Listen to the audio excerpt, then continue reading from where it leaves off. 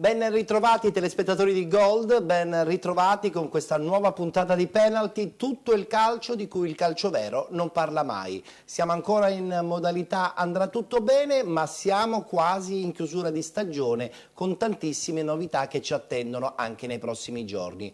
Oggi una puntata particolarmente interessante perché sentiremo la viva voce di tantissimi addetti ai lavori. E per iniziare la puntata di oggi lo facciamo sicuramente con il personaggio più rappresentativo del calcio dilettantistico, ovvero il presidente nazionale Cosimo Sibilia. Lo voglio dire subito, così ci incamminiamo nella discussione. Noi abbiamo seguito quello che è stato l'indirizzo del Consiglio federale quando c'è stata la delibera che ha riguardato la Lega Pro. Tutti quanti voi ricorderete che la Lega Pro è arrivata in Consiglio federale con una proposta.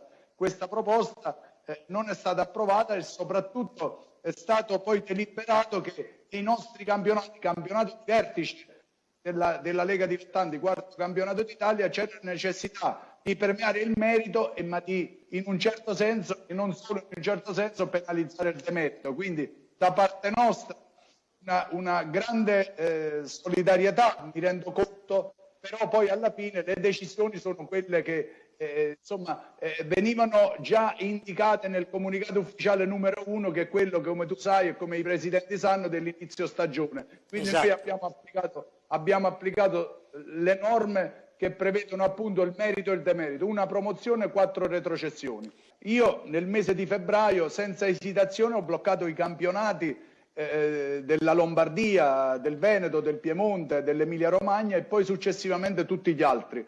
Ho però sempre voluto tenere quella fiammella accesa per poter riprendere le nostre partite. Volevo che l'ultimo giudice fosse sempre il rettangolo di gioco, perché nella competizione sportiva così è più giusto, è solamente quello il giudice, quello del rettangolo di gioco. Purtroppo però questa situazione che si è venuta sempre più a incancrenire, questa tragedia che ci ha colpito, il coronavirus, ci ha messo nelle condizioni di dover fare un passo indietro, anche perché i protocolli per i professionisti non erano applicabili sicuramente al nostro mondo e quindi abbiamo dovuto prendere questa decisione, che è una decisione che non fa piacere prendere, soprattutto per quanto riguarda le retrocessioni e soprattutto per le società che avevano la possibilità, diciamo quelle più vicine alla meta della salvezza. Quindi noi abbiamo fatto tutto quello, posso garantire, che in modo naturale e cercando di danneggiare il meno possibile, di creare meno danni possibili. Ci siamo riusciti o non ci siamo riusciti? Questo non lo so, saranno poi gli altri a dirlo. Io una cosa sola ci tengo a precisare: io sono per la dialettica in assoluto, per la correttezza nei rapporti in assoluto. Io una cosa che non concepisco l'offesa, cioè io non ho nessun interesse di dire retrocede uno anziché retrocede l'altro, però insomma ci sono tutti, dopo che il Consiglio federale, perché io ricordo questa è una proposta, quella della Lega Dilettanti, poi ci deve essere la ratifica del Consiglio federale e poi ci saranno gradi di giudizio che potranno dare a chi ne farà ricorso una risposta. La chiusura della stagione è allineata a quella delle altre leghe, quindi fine agosto o 30 giugno? No, 30 giugno, Presidente. Noi abbiamo voluto fortemente ricominciare il 1° luglio, proprio perché dobbiamo cercare di accelerare e ripartire il prima possibile. Anche questo è un motivo per il quale abbiamo preso delle decisioni, perché noi quando abbiamo deciso sulle retrocessioni abbiamo anche considerato questo. Qualcuno pensava, e leggo dai giornali queste indicazioni, che potevamo essere, come dire, più larghi nel far retrocedere meno e quindi allargare i gironi. Non è così, perché noi non sappiamo con precisione quando possiamo iniziare. Poi vorrei capire, quando mi si danno questi suggerimenti, per quale motivo una società che è di qualità virtuosa deve fare più partite in un anno, non sappiamo quando iniziamo, non sappiamo quando finiamo. Quindi il demerito sportivo che deve essere penalizzato è andato anche in quella direzione. Quindi ripartiremo il 1° luglio sperando che insomma questa tragedia sia solo un brutto ricordo e quindi tutto rimarrà come prima dal punto di vista temporale. Quindi 1° 1 luglio o 30 giugno 2021. Io mi riferivo agli adempimenti da fare per le iscrizioni, quindi la data è il 30 giugno. Sì, poi avrete comunicazione perché poi ci sono le liste di svincolo, ci sono i tesseramenti, ci sono tutti. Di volta in volta, una volta che avremo chiuso col Consiglio federale, noi avremo la possibilità di comunicare alle società quelli che sono gli adempimenti per ripartire il 1 luglio. Come abbiamo stabilito la cristallizzazione delle classifiche?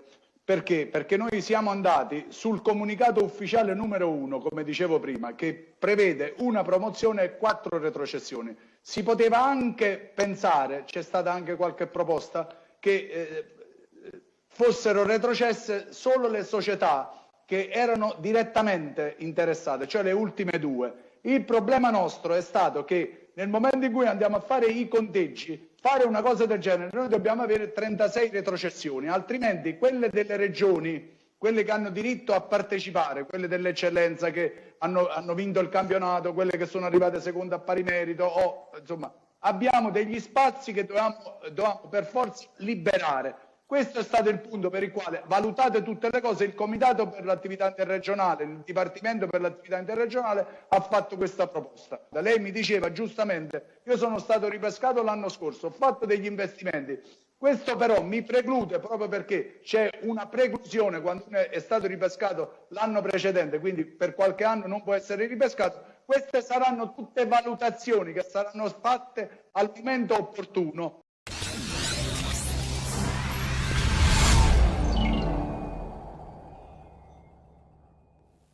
Tantissimo ottimismo, ma soprattutto la consapevolezza che presto si tornerà in campo, non tanto per questa stagione 2019-2020, ma sicuramente per la prossima.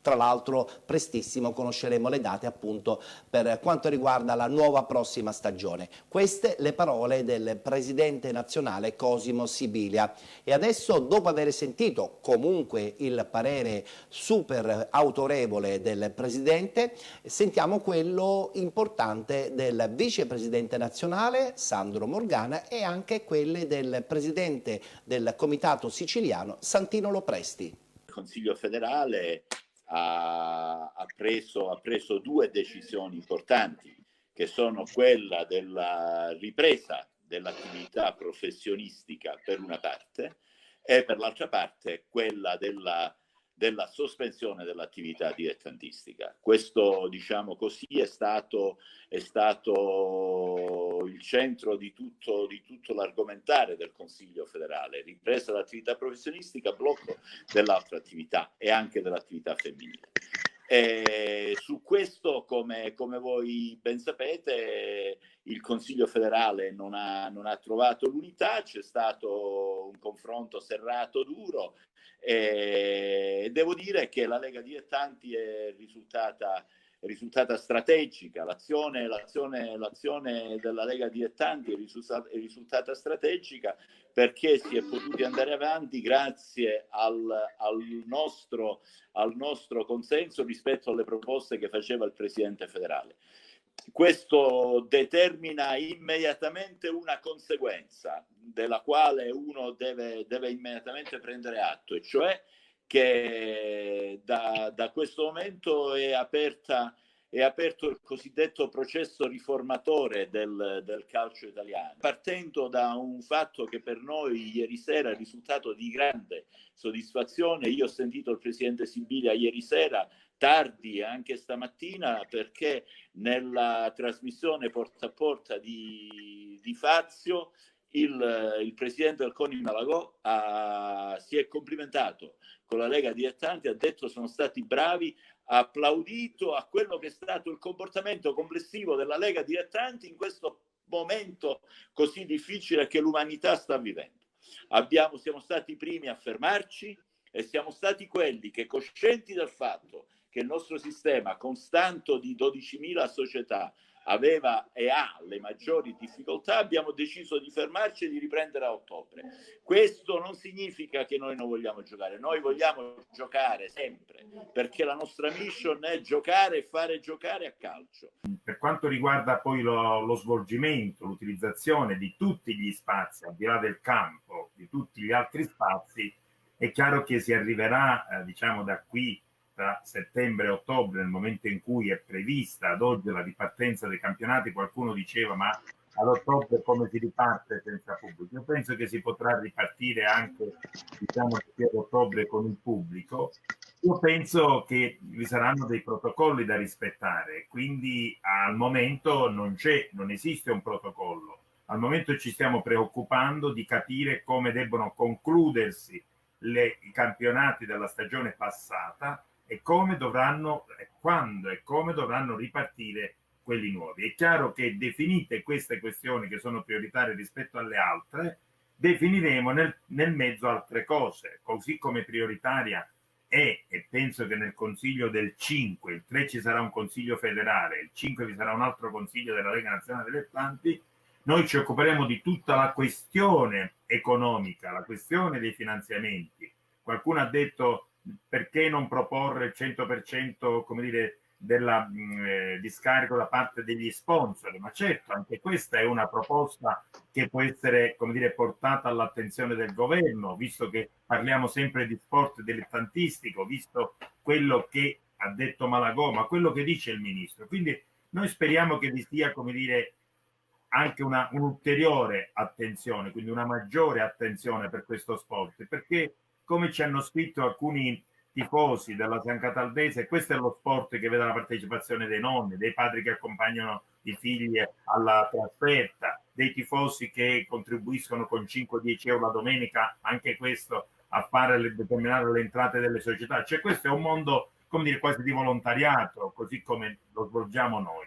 Bene, tutte queste cose saranno messe all'attenzione, perché noi ci rendiamo conto che se è vero, come è vero, che la Lega Nazionale Dilettanti è la più forte organizzazione del calcio, perché noi rappresentiamo il 34%, abbiamo i 6 consiglieri, abbiamo la società, abbiamo 1 milione e passa di tesserati, quindi siamo la forza, diciamo, sotto l'aspetto economico siamo la più grande forza, sotto l'aspetto economico siamo i più deboli. E allora tutto questo deve essere posto all'attenzione, perché io lo capisco, lo comprendo, lo diceva Sandro, ma lo comprendiamo tutti, perché come dire, alla ripresa, e da qui alla ripresa, le società dilettantistiche sono quelle che dovranno fare uno sforzo maggiore, ma dovranno fare uno sforzo maggiore e lo potranno fare se in quanto noi li aiutiamo, se in quanto, ecco, le risorse messe a disposizione dalla FIFA, messe a disposizione dalla UEFA, messe a disposizione dalla FIGC, bene, dovranno canalizzarsi, e poi quelle messe dalla regione, messe dallo Stato, noi speriamo presto, dovranno canalizzarsi verso le associazioni dilettantistiche e quindi verso anche il calcio dilettantistico. Noi sotto questo aspetto, come dire, siamo coscienti, abbiamo chiaro il problema.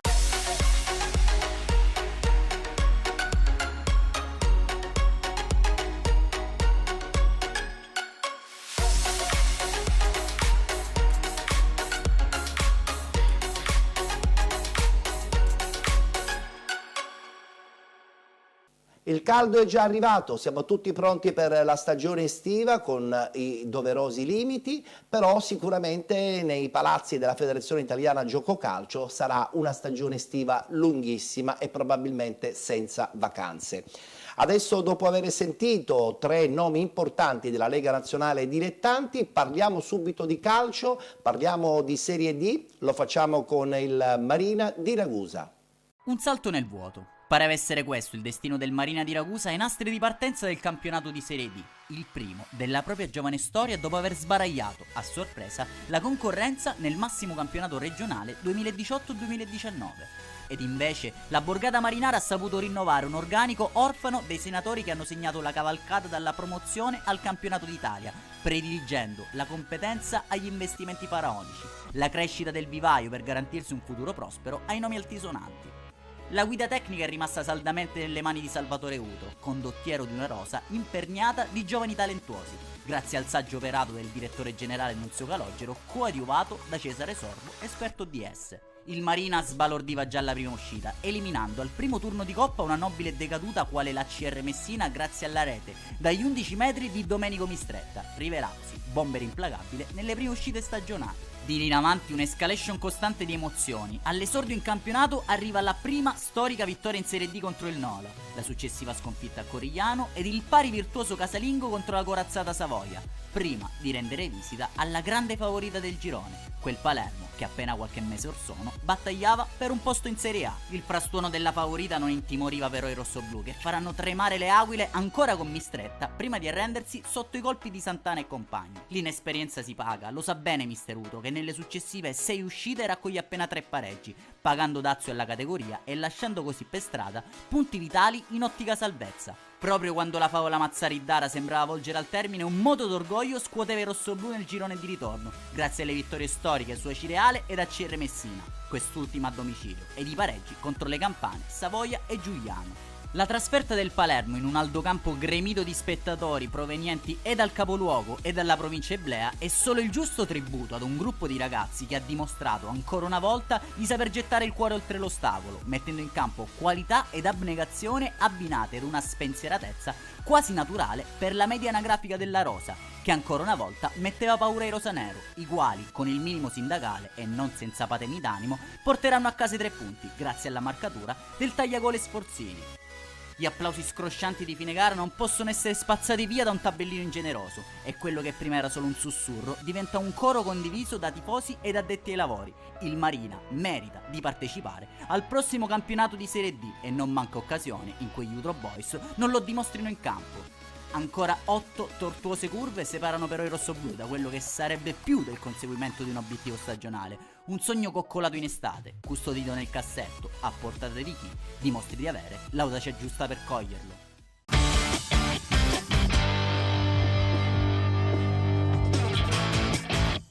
Marina di Ragusa per la prima volta in Serie D, confermata dunque la presenza anche per la prossima stagione da incorniciare, ma sicuramente un plauso va al suo allenatore Salvatore Utro. Ciao Ettore, ciao a tutti gli amici di Penalty, grazie per l'invito. Come sappiamo tutti il campionato di Serie D volta al termine. Per quanto mi riguarda mi dispiace perché la voglia di ritornare in campo era tanta, però purtroppo i protocolli sanitari presentati per i professionisti non erano applicabili per quanto riguarda la Serie D e i campionati dilettantistici, quindi era giusto che i tornei finissero qui. Abbiamo anche appreso la nostra salvezza, di questo siamo molto contenti e orgogliosi perché abbiamo raggiunto un traguardo storico, considerato che Marina di Ragusa è una piccola frazione di 2500 abitanti ed essere riusciti a mantenere la Serie D che è composta da grandi club, da grandi città con storia e blasone, questo ci rende orgogliosi. Questa salvezza è avvenuta attraverso un girone d'andata dove abbiamo espresso un buon calcio ma abbiamo raccolto poco, soltanto 15 punti. La chiave di svolta è stato il girone di ritorno. Con la società a dicembre abbiamo sistemato un po' di cose, abbiamo aggiunto dei giocatori giovani di grande talento a quelli che già avevamo. Ricordo che il Marina finiva sempre le partite con 7/8 under, quindi questo è un motivo di orgoglio per me e per il club. E il girone di ritorno, ripeto, abbiamo inanellato in 8 partite 13 punti, vincendo fuori casa a Nola, vincendo fuori casa a Messina contro la CR, pareggiando fuori casa contro il Savoia, una corazzata, pareggiando uno scontro diretto con San Tommaso ad Avellino, battendo in casa una big come la Cireale, pareggiando con una big in casa contro il Giuliano, abbiamo pareggiato anche con Corigliano, un altro scontro diretto. Quindi abbiamo fatto un ritorno che viene cementato anche dal fatto che la squadra nel girone di ritorno è stata quella che fuori casa ha fatto più punti di tutti ed era la terza miglior difesa del girone di ritorno con 5 gol subiti. Questo va a testimoniare il grande lavoro svolto dai ragazzi, che colgo l'occasione per ringraziare tutti i ragazzi, giocatori di grande talento e di grande professionalità. Li ringrazio per aver condiviso un progetto tecnico che ci ha permesso di raggiungere un obiettivo comune. Ringrazio tutto l'entourage, ringrazio la società che ci ha permesso di lavorare con grande professionalità e serenità. Ringrazio lo staff tecnico, ringrazio il professore Marangio che lavoro con lui da 2 anni, abbiamo condiviso in questi 2 anni un progetto fisico e tecnico che ci ha permesso di fare un grande lavoro. Per quanto riguarda il mio futuro, Ettore, io ho 3 anni che sono col club, c'è un rapporto di stima, di correttezza e lealtà. Questi 3 anni abbiamo raggiunto grandi obiettivi, abbiamo vinto 2 campionati, abbiamo vinto una Coppa Italia, ci siamo salvati quest'anno, ripeto, raggiungendo un traguardo veramente difficile e straordinario. Ad oggi però con la società non abbiamo definito niente, quindi il mio futuro potrebbe essere nella panchina del Marina di Ragusa, ma potrebbe essere anche lontano dalla panchina del Marina di Ragusa. Ancora comunque presto, perché bisogna definire tante cose e bisogna capire quando ricomincerà la prossima stagione, quindi ci sarà tempo per riflettere con serenità e tranquillità. Ti ringrazio, saluto tutti i telespettatori di Penalty e alla prossima.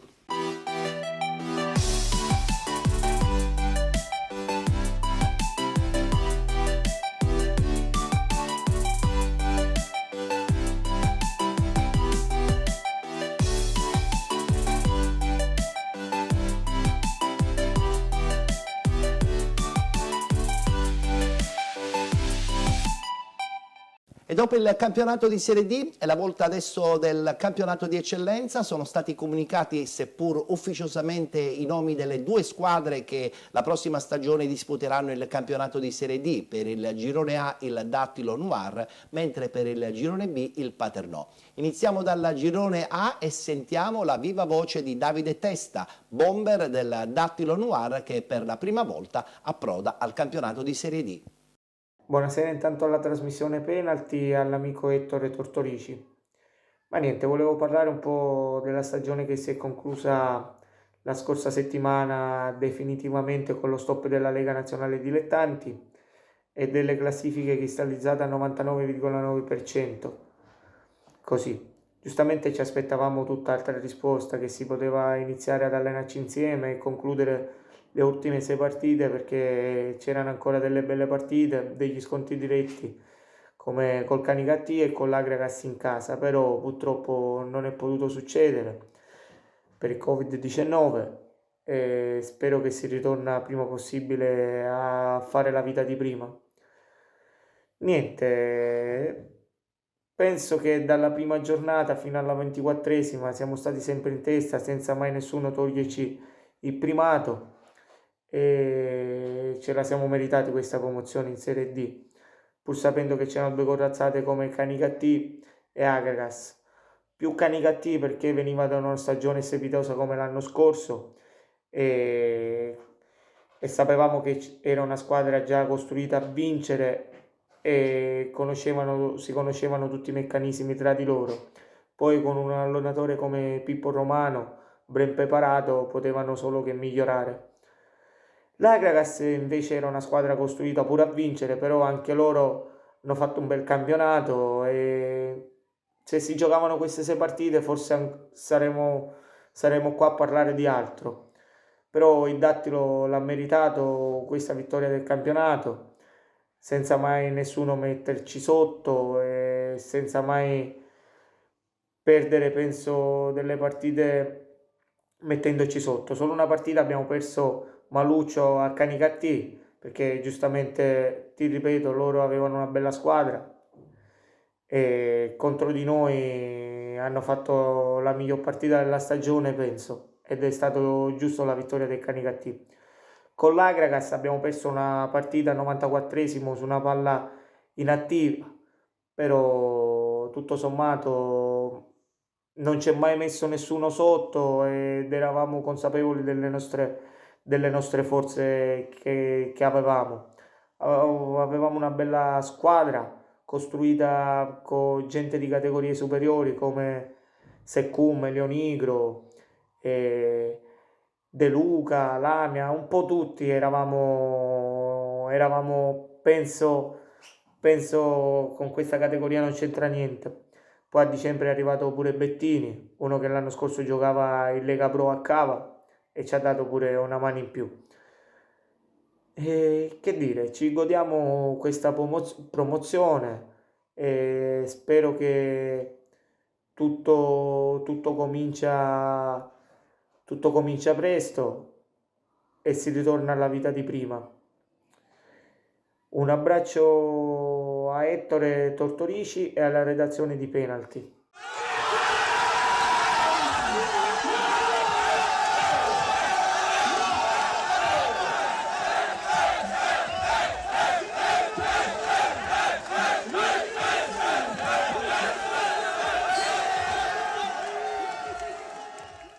Due squadre si sono particolarmente messe in luce in questa stagione nel campionato di eccellenza Girone A, il Canicattì e l'Agragas. Iniziamo dal Canicattì, dopo sentiremo la voce del suo mister Pippo Romano. L'entroterra siciliano, l'anima della Trinagria, porzioni di isola dove il calcio può fare davvero la differenza. Il Canicattì resta un unicum del suo genere, solidità, ambizione e professionalità. Ecco i tre capisaldi dell'entità biancorossa, protagonista del girone A di eccellenza. E dire che la Serie D era proprio lì. Il Canicattì la scorsa estate era tra le poche società in grado di avanzare richiesta di ripescaggio, ma la validità del progetto Racinaro non lascia nulla al caso. L'impianto per disputare le partite casalinghe non è ancora pronto e per il massimo campionato dilettantistico bisogna avere più certezze. Conseguente il trasferimento al Saraceno di Ravanosa, ma la nuova avventura si inceppa ancora prima di iniziare. L'esperienza di Mister Terranova in sella alla panchina agrigentina si conclude dopo la prima partita di Coppa, seguita dalle frizioni con il management tecnico del Canicattì. Serve esperienza per affrontare il torneo regionale ed allora come non affidarsi al meglio su piazza, Pippetto Romano. La rosa è costruita per vincere, i risultati sono altalenanti, tanto da far allontanare più del dovuto Agragas e Dattilo in vetta. Serve una scossa, bisogna rivoluzionare ancora ma con oculatezza e dopo la nefasta sconfitta contro la San Cataldese la stagione del Canicattì si spacca. Il mercato invernale conclude l'esperienza biancorossa di Marinali, Federico, Taormina e Ferotti, mentre ad Agrigento si accasano Lupo, Matera, Pira e Grego. La rimonta può iniziare. I segnali di ripresa sono immediati e nel primo match utile l'attaccante ex Sant'Agata rifila una doppietta al Dattilo, contribuendo al 3-1 finale che dà slancio al cammino dei Romano Boys. I risultati positivi si accumulano, la distanza delle battistrada si riduce e la bontà della rosa mette a ferro e fuoco il raggruppamento occidentale di eccellenza. La perfetta alternanza tra Valenti e Prisco tra i pali garantisce al Canicattì sonni tranquilli, mentre in difesa è Capitan Maggio a stupire, grazie anche alle grandi capacità realizzative sul calcio da fermo.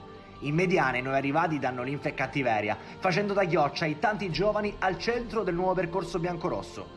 E tra loro spicca il talento di Giuseppe Iezzi, tra i migliori 2001 dello stivale per reti segnate. Dulcis in fondo, Angelo Caronia fu un ambolico esterno offensivo in grado di sovvertire le sorti di un match grazie alle qualità tecniche da giocatore di ben altre categorie.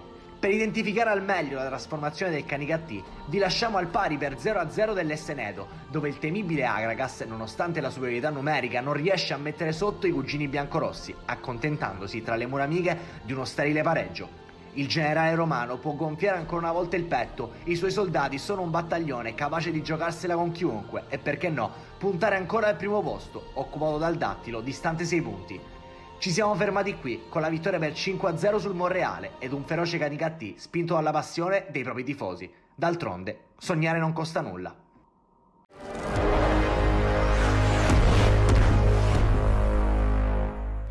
Ciao Ettore, un saluto a tutti quelli che stanno guardando e ascoltando la trasmissione. Beh, che dire, il campionato è terminato secondo me nella giusta maniera. La Lega ha preso una decisione, a mio avviso saggia, giusta, non c'erano condizioni per continuare, si metteva a rischio la salute di tutti e allora è stato giusto così. È chiaro che sarebbe stato più bello finire il campionato e dare i giusti verdetti per quello che era la classifica finale, ma questo non è successo e accettiamo con molta serenità le decisioni che prenderà la Lega nei verdetti finali. Chiaramente noi avevamo anche una posizione di classifica buona, c'era da giocarsi il campionato fino alla fine, perché avevamo lo scontro diretto col Dattilo, avevamo un campionato più abbordabile. Il Dattilo doveva affrontare noi, l'Agragas, la San Cataldese, il Gerace, la Parma, un Valle, tutte squadre di alta classifica, e sarebbe stato veramente un bel punto interrogativo da qui fino alla fine. Che dire, noi abbiamo fatto, sono contento, abbiamo fatto un buon lavoro,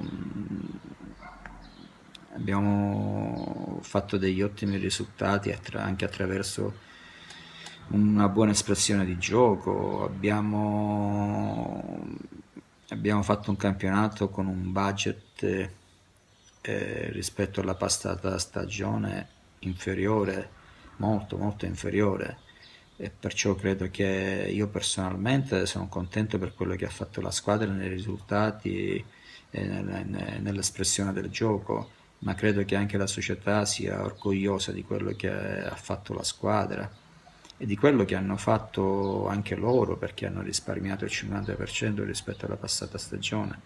Abbiamo raggiunto traguardi, un bel traguardo, secondi, e stavamo giocando fino alla fine. Ora io non so quello che succederà in futuro, se ci sarà una promozione diretta, la Lega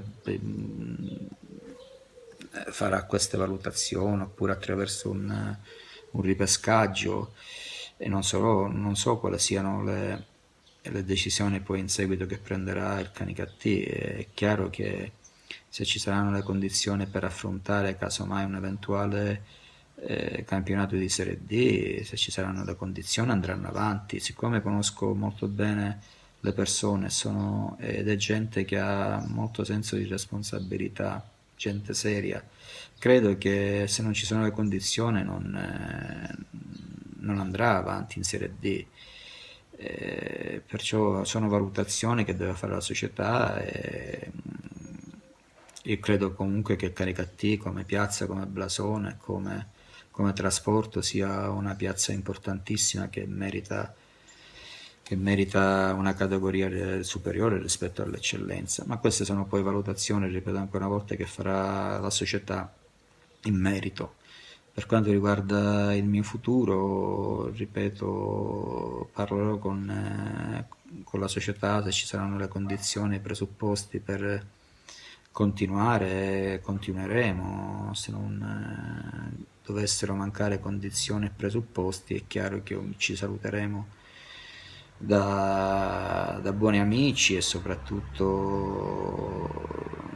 con grande rispetto per quello che è stato il nostro rapporto sia lavorativo che umano.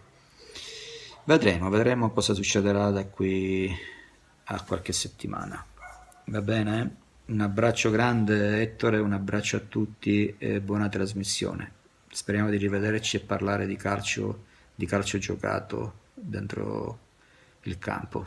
Un abbraccio a tutti. Ciao Ettore, buona serata.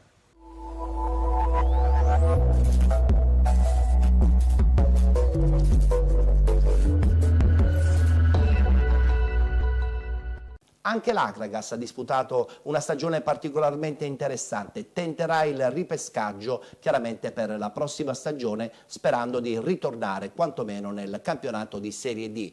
Proprio dell'Akragas sentiamo le parole del suo portiere titolare, ovvero Sebastiano Paterniti. Ciao Ettore, ciao a tutti.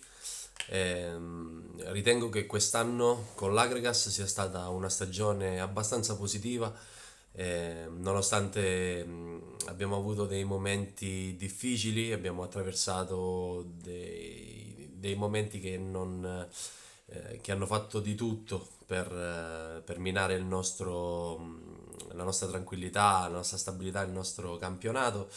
Siamo stati bravi a fare gruppo, a rimanere uniti, noi squadra, noi anche società in qualche modo, e credo che siamo stati bravi anche ad andare avanti e a raggiungere, appunto, tenere testa con le prime posizioni, soprattutto fino a dicembre. Poi purtroppo difficoltà di budget non ci hanno consentito di prendere rinforzi per poter lottare fino alla fine nella lotta al vertice, purtroppo, però credo che sia stata anche una decisione saggia da parte della società, perché se non sapevano che non avevano la forza di poter affrontare ulteriori spese, credo sia stato col senno di dopo più saggio quello che hanno fatto.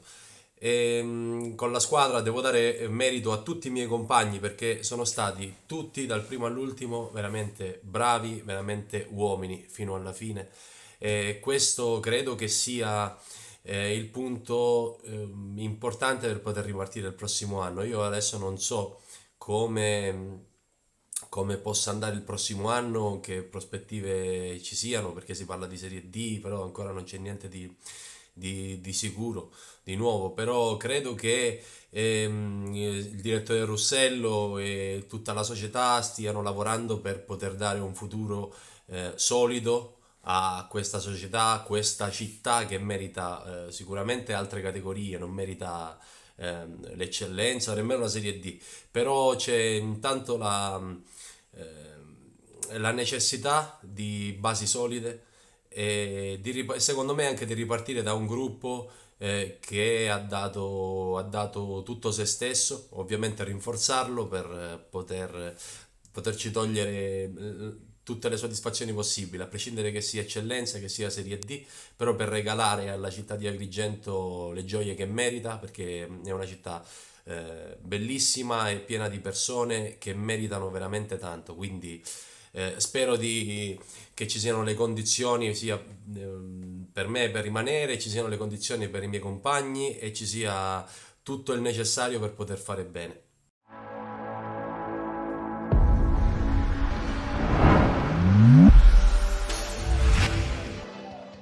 Nel girone A, altra squadra agrigentina che si è particolarmente distinta in questa stagione è stata sicuramente il Pro Favara. Sentiamo la voce del suo allenatore Giovanni Falsone.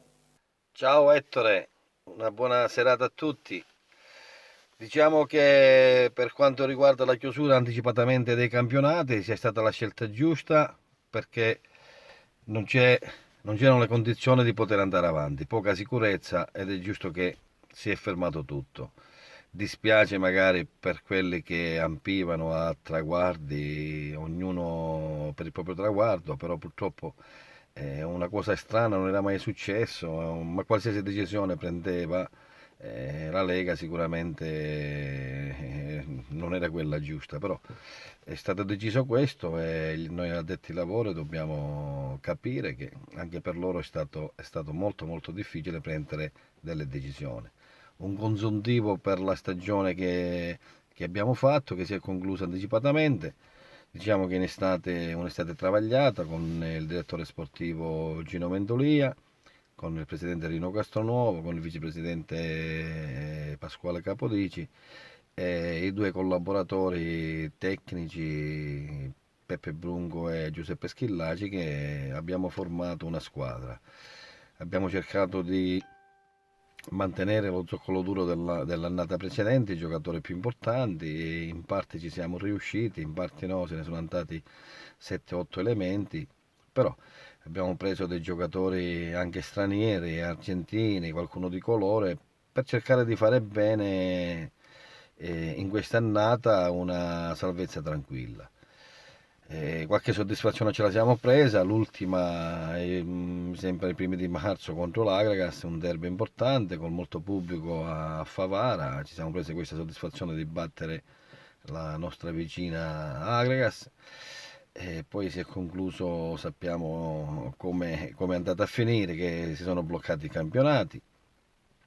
Siamo arrivati 12esimi in classifica, a quanto pare siamo salvi, la società sta programmando sicuramente per il futuro. So che stasera c'è una riunione che chiuderanno il vecchio campionato già fatto e sicuramente programmeranno per il nuovo, conoscendo i professionisti che fanno parte di questa dirigenza, e credo e lo spero che sicuramente lavoreranno fin da ora per far allestire una squadra di grosse prospettive. Salve. Una buona serata a tutti.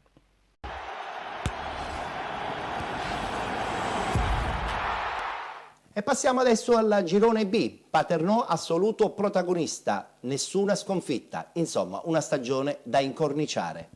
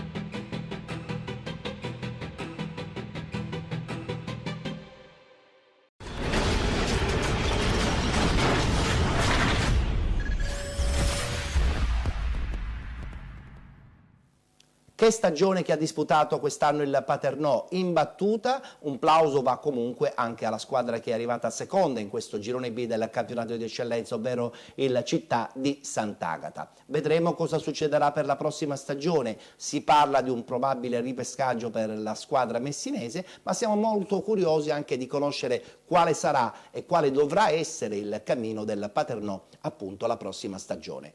Rimaniamo nel girone B, diamo parola adesso a Giuseppe Cavone, portiere titolare del Santa Croce. Ettore, buonasera a te e ai telespettatori di Penalty, grazie dell'invito.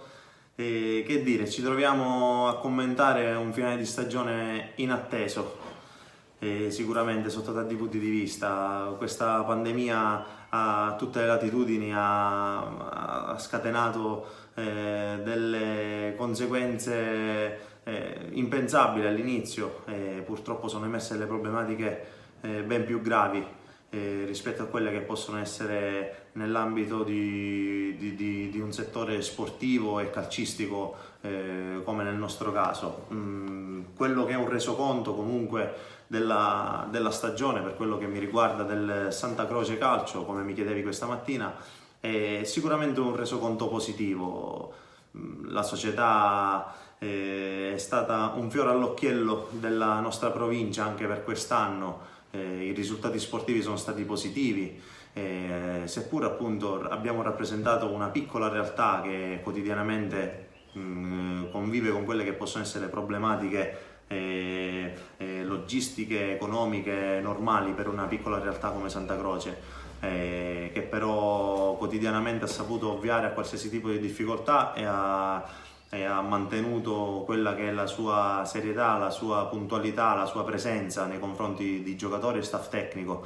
Questa serietà che comunque è conosciuta nell'ambiente dell'eccellenza, legata a questa società, che ormai è una società importante in questa categoria, ha portato a dei risultati comunque positivi. La salvezza, che era il primo obiettivo, il primo traguardo, è stato centrato con ampio anticipo e sicuramente strada facendo al Giro di Boa eravamo tutti un po' più ambiziosi perché i risultati si stavano rivelando tali da farci sperare in qualcosa di più di una semplice salvezza. Purtroppo appunto le risorse un po' limitate e sicuramente squadre più attrezzate di noi che hanno una forza economica anche più grande del Santa Croce a dicembre hanno fatto un salto di qualità. Noi siamo arrivati alla fine del girone d'andata, mi riferisco soprattutto allo scontro diretto col Giarre vinto in casa per 3-2, in cui eravamo proiettati in una situazione di classifica sicuramente importante tra il terzo e il quarto posto in piena lotta per i playoff. Le stagioni sono fatte di 30 partite e quindi ci sono dei momenti del campionato in cui sicuramente necessita una certa costanza e una certa forza nel superare anche quei momenti un po' più delicati di una stagione che capitano sempre. E invece purtroppo la piega del campionato è stata una piega diversa, non siamo riusciti a mantenere quel treno e abbiamo subito un po' il colpo e ci siamo assestati in una meta classifica sicuramente dignitosa, sicuramente in linea con quelli che erano i progetti societari. E speriamo di poter tentare qualcosa di più in futuro, ma al momento il bilancio è sicuramente positivo e sono contento per questa realtà di Santa Croce che per l'ennesima volta ha dimostrato la sua serietà, la sua competenza e la sua presenza, la sua forte presenza in questa realtà dell'eccellenza siciliana. E grazie a voi, grazie a te ancora per l'invito di questa mattina e un saluto a tutti.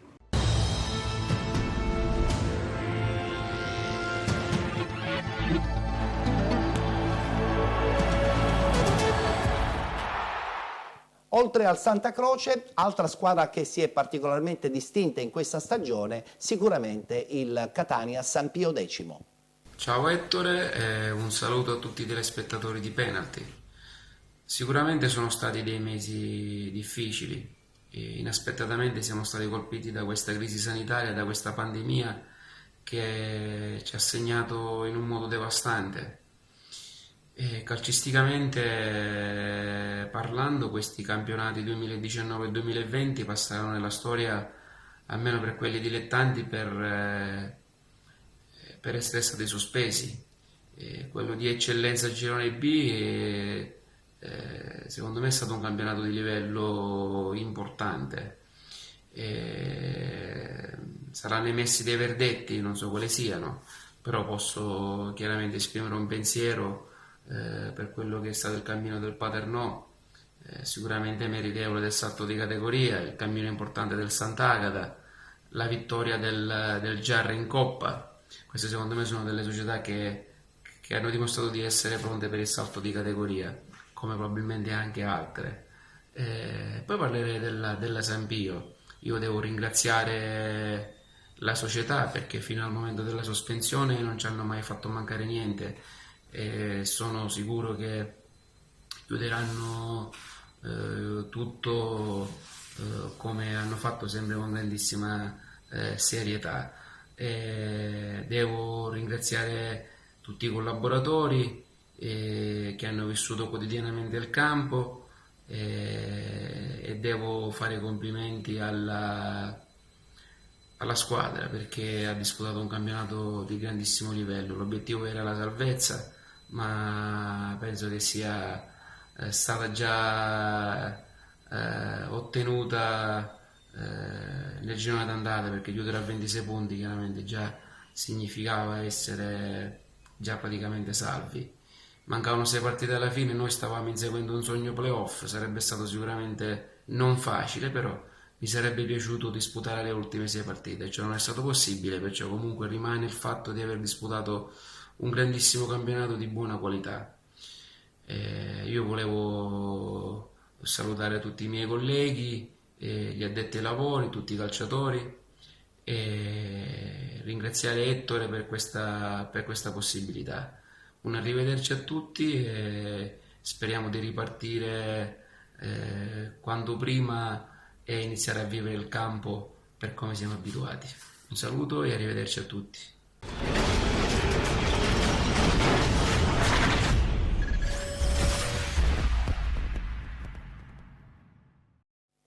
Abbiamo parlato di squadre che si sono particolarmente distinte in questa stagione 2019-2020 nel campionato di eccellenza, ma sicuramente una mezza delusione è stata la stagione dello Sport Club Palazzolo. Buonasera a tutti, agli amici di Penalty. Un saluto e un ringraziamento particolare a Ettore Tortorici per questo invito virtuale, cui ringrazio. Che dire, settimana scorsa abbiamo appreso dello stop dei campionati dilettantistici. Ahimè, ovviamente per noi sportivi stare lontano dai campi facciamo sempre fatica, ma per una questione di salute credo che decisione migliore non poteva esserci. Quindi si fanno i resoconti delle stagioni. Per noi del Palazzolo diciamo che siamo partiti ai nastri di partenza insieme alle altre 3-4 squadre, eravamo le più accreditate per la vittoria finale del campionato. Abbiamo avuto un inizio molto stentato, anche perché è un calendario difficile dove abbiamo avuto gli scontri diretti subito all'inizio, li abbiamo persi e ci siamo subito allontanati dalle posizioni importanti. Poi purtroppo quando le cose vanno male chi ne paga è sempre l'allenatore. È andato via mister Favara, è venuto il mister Di Gaetano, c'è stata la cosiddetta scossa e siamo riusciti a fare nella seconda parte del girone d'andata 9 vittorie di fila che ci hanno portato al girone di ritorno in piena zona playoff e anche vicine alle prime posizioni. Sognavamo comunque di fare una grande rincorsa. Poi il girone di ritorno siamo stati un po' altalenanti nei risultati, qualche pareggio di troppo, anche qualche sconfitta immeritata secondo me ha fatto sì che questo sogno comunque di arrivare lì in testa alla classifica è svanito, ma siamo arrivati allo stop in piena zona playoff e secondo me potevamo dire la nostra fino alla fine, anche perché poi i playoff sono un campionato a sé, si azzera tutto e si ricomincia da capo e credo che per la caratura della nostra squadra potevamo andare fino in fondo.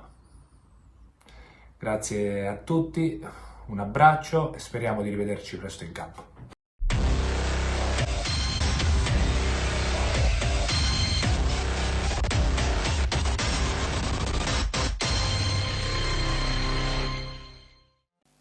Anche il Carlentini, che è ritornato nel campionato di eccellenza dopo parecchi anni, ha sicuramente disputato una buonissima stagione, salvezza raggiunta tra l'altro abbondantemente prima della conclusione non ufficiale della stagione. Sentiamo le parole di mister Ciccio Migneco.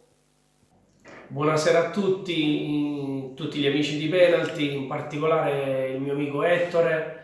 La stagione si è ufficialmente conclusa, a breve arriveranno anche i verdetti finali anche per l'eccellenza. Sicuramente ci sarà chi sarà contento, chi meno, ma ahimè questa è stata un'annata particolare che verrà ricordata negli anni. Da parte mia posso ritenermi abbastanza soddisfatto come prima esperienza in eccellenza con il Carlentini. Avevamo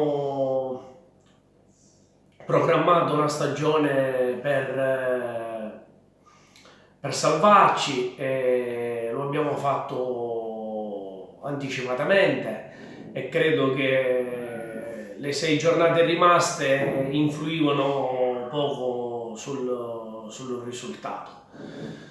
Per me all'inizio è stata un'annata un po' travagliata, forse vuoi non vuoi ho pagato anche un po' l'inesperienza della nuova categoria, però strada facendo ci siamo ripresi alla grande, ci siamo tolte le nostre soddisfazioni, faccio i complimenti a chi mi è stato vicino in questa annata, il presidente Vinci su tutti, il mio carissimo amico DS Giliberto, lo staff tecnico che non ha mollato mai, Fabio Trovato, Antonio Paladino e soprattutto ai miei ragazzi che hanno dimostrato alla grande di poterci stare in questa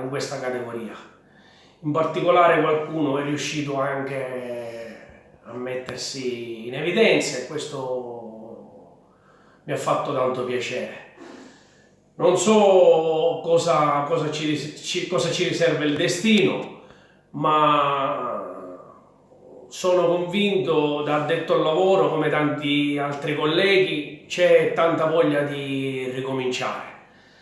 Lo si spera il più presto possibile, si presume i primi di ottobre e niente, ci prepariamo a quest'estate per riacquistare di nuovo la serenità che serve per andare a affrontare la nuova stagione. Che dirvi, un saluto ancora a tutti gli amici di Penalty. Ciao Ettore, arrivederci, a presto, un bacione.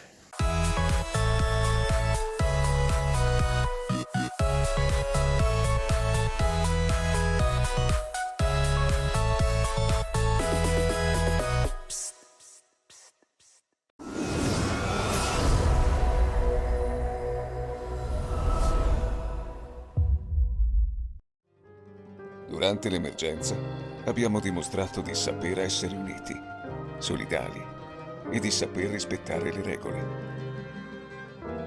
Adesso, grazie allo sforzo di tutti, abbiamo ricominciato a coltivare le nostre passioni, le ambizioni professionali, e incontrare le persone che amiamo. Certo, stiamo scoprendo modi diversi di stare assieme, ma ad accoglierci c'è sempre la stessa terra bellissima, la Sicilia. Con i suoi colori, i sapori e la sua magia. Perché oggi l'orgoglio di essere siciliani si dimostra così, continuando a rispettare le regole. Proprio così, dipende da ognuno di noi. Indossa la mascherina e mantieni sempre il distanziamento sociale. La Sicilia sicura.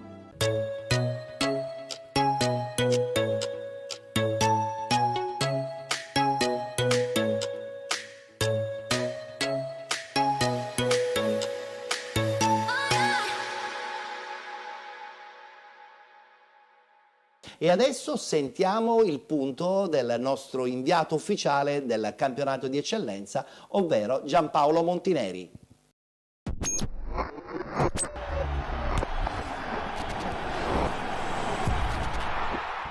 Era dall'1 marzo che non entravo in un campo di calcio e guardate, è silenziosissimo. E non ci sono linee. La cosa basilare è che c'è la porta, ti fa capire che è rimasta lì in attesa di qualcuno che potesse ancora fare gol. Era l'1 marzo, ma del 2020, non è così lontano. Eppure sembriamo molto lontani da questo evento, dal calcio giocato. Sono stati mesi in cui abbiamo parlato moltissimo, sono stati mesi molto difficili, ma allo stesso tempo abbiamo fatto meno retorica e meno utopia, siamo stati un po' più leggeri, più onesti. Ma sta per finire tutto questo, perché a breve ripartirà, anzi già abbiamo in subbuglio, insomma diciamo che bolle la terra gialla, la terra bianca di un campo in polvere del dilettantismo. È vero, sono stati dati i verdetti, i vinti, i congiunti ai vinti e i vincitori.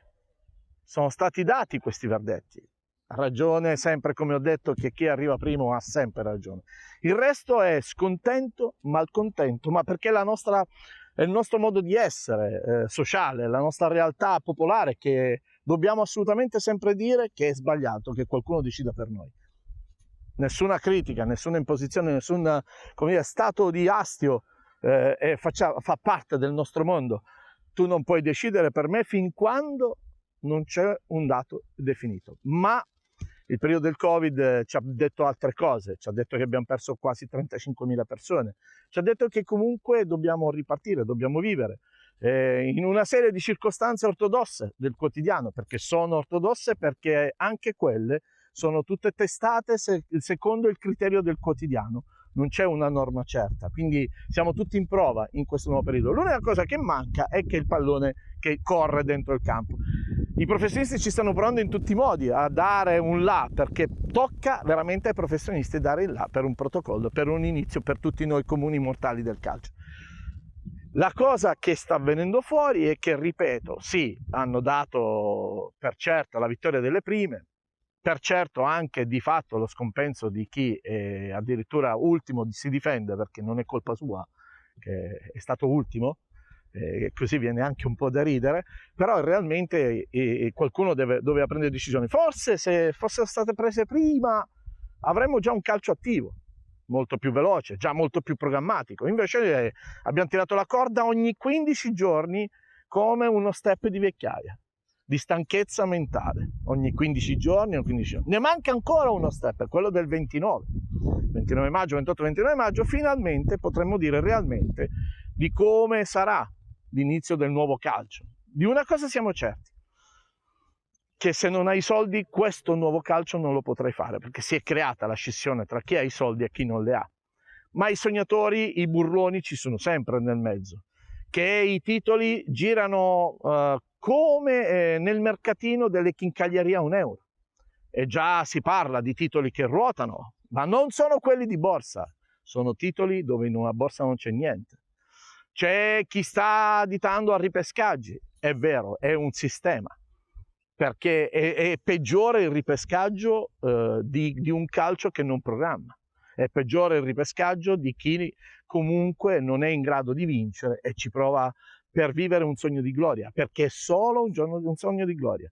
Quindi i conti, i ripescaggi e ancora il calcio comunque non ha determinato seriamente come, quando e perché iniziare. Si mormola di una stagione autunnale. Io dissi a Morgana gennaio 2021.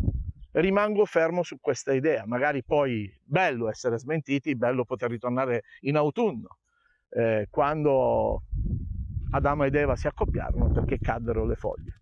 Questo posso dire, cadono le foglie e noi entriamo in campo. Ma come sarà il nostro calcio? Sarà un calcio normale, dove abbiamo già i fallimenti, dove abbiamo già le vertenze, dove già tutti hanno fatto la spesa del calciomercato, quando ancora realmente non sappiamo com'è la distribuzione delle squadre, delle categorie, perché ancora potrebbe esserci lo sconquasso generale. Però abbiamo le vertenze dei giocatori del Biancavilla, abbiamo dei titoli che scorrono, e titoli che scorrono pazzescamente, abbiamo società che non sanno se iniziano o meno, abbiamo società che vogliono le strutture in gestione ma non hanno i criteri, abbiamo tutto ma non abbiamo niente. Però la bellezza del calcio è che ancora una volta ci dà la possibilità di giocare, di viverlo come passione. E una cosa che è venuta fuori è che il calcio è vetrina, su questo non c'è dubbio, e sono il primo a dire grazie al calcio in questo periodo, perché mi ha lasciato in vetrina come una bella entry news dove tutti comunque potranno passare un attimo. Ciao Penalty, ciao Ettore Tortorici, non vi dico buona estate perché l'estate ancora non sappiamo come sarà, ma attenzione, se giocate a pallone non dovete toccarlo, se giocate a pallone non dovete fare assembramento, il torello non è più autorizzato. Fatemi capire come fare le ombre cinesi con il pallone. Ciao!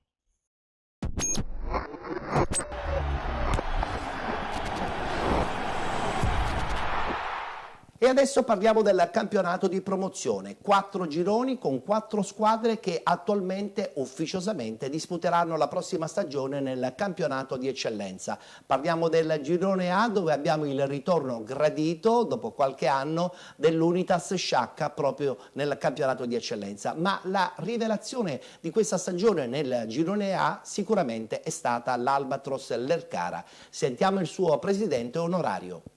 Buonasera, sono Giuseppe Lupo, sono il presidente onorario dell'Albatros Fair Play Lercara che milita nel campionato di promozione Girone A.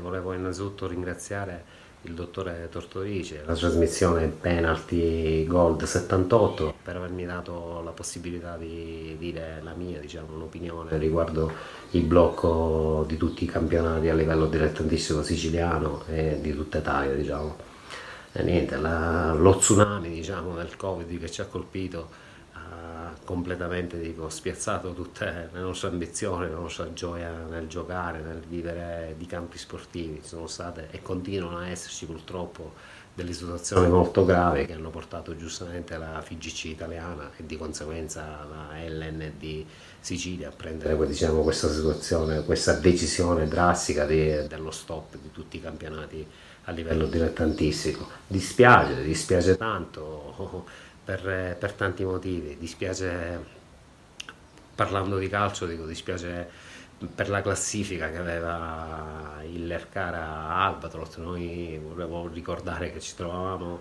quinti in classifica, in piena lotta playoff, la stagione sta andando benissimo, venivamo addirittura da le ultime 6-7 partite senza sconfitta, avevamo una rosa guidata alla grandissima da un immenso Giovanni Comito, mister, con dei giocatori come Ferrante, Alessio Licari, Viscuso, Zabbia, Mirka Abate, la stella locale Muratore, Alfonso Cinà, Dario Corsa, eccetera eccetera, che sicuramente, dico, le ultime 6 partite, dico, avrebbero dato tutto per far rivivere l'ennesimo sogno degli ultimi anni all'Ercara Calcio. Sono sicuro che avrebbero disputato i playoff con grinta e cuore e cercato di vincere l'ennesimo campionato e andare a riportare l'Ercara in eccellenza, il sogno, diciamo, di un paese. Però purtroppo, dico, ci sono delle situazioni drammatiche, dico, che sono successe e che ora in fase di rallentamento, ma ovviamente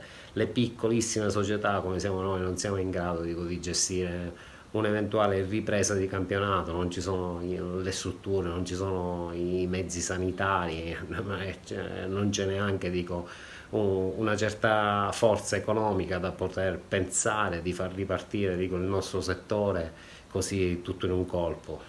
Penso che ormai, dico, sia andata la stagione, dico, in settimana si aspetterà l'ufficialità di tutto il blocco. Il mio pensiero oggi va un pochettino oltre, invece io penso che purtroppo, dico, l'anno prossimo, malgrado, dico, ci saranno si parla che la Lega Sicilia, l'NLD, vuole fare le iscrizioni gratuite a tutte le società, invece io penso che molte società addirittura non si iscriveranno, perché la crisi economica che ci sta colpendo farà sì che molte società purtroppo scompariranno dall'iter, io parlo qua siciliano. Un piccolo paese non può più mantenere una squadra in promozione, in eccellenza. Il piccolo paese può mantenere una squadra in terza categoria fatta tutta di gente locale, massimo seconda, che si diverte. I sogni di gloria, dico, penso che la crisi che viviamo economica giornalmente, dico, abbia portato e spazzato via tutto, purtroppo. Ma oggi, tornando al discorso di prima, ci sono cose molto più serie, dobbiamo pensare alla nostra salute e anche alla salute degli altri, che va oltre la passione e la voglia e l'amore che tutti noi abbiamo dato da una vita per un giocattolo chiamato calcio e pallone. La ringrazio, dottore Tortorici, lei è sempre molto gentile nei miei riguardi e le auguro una buona serata.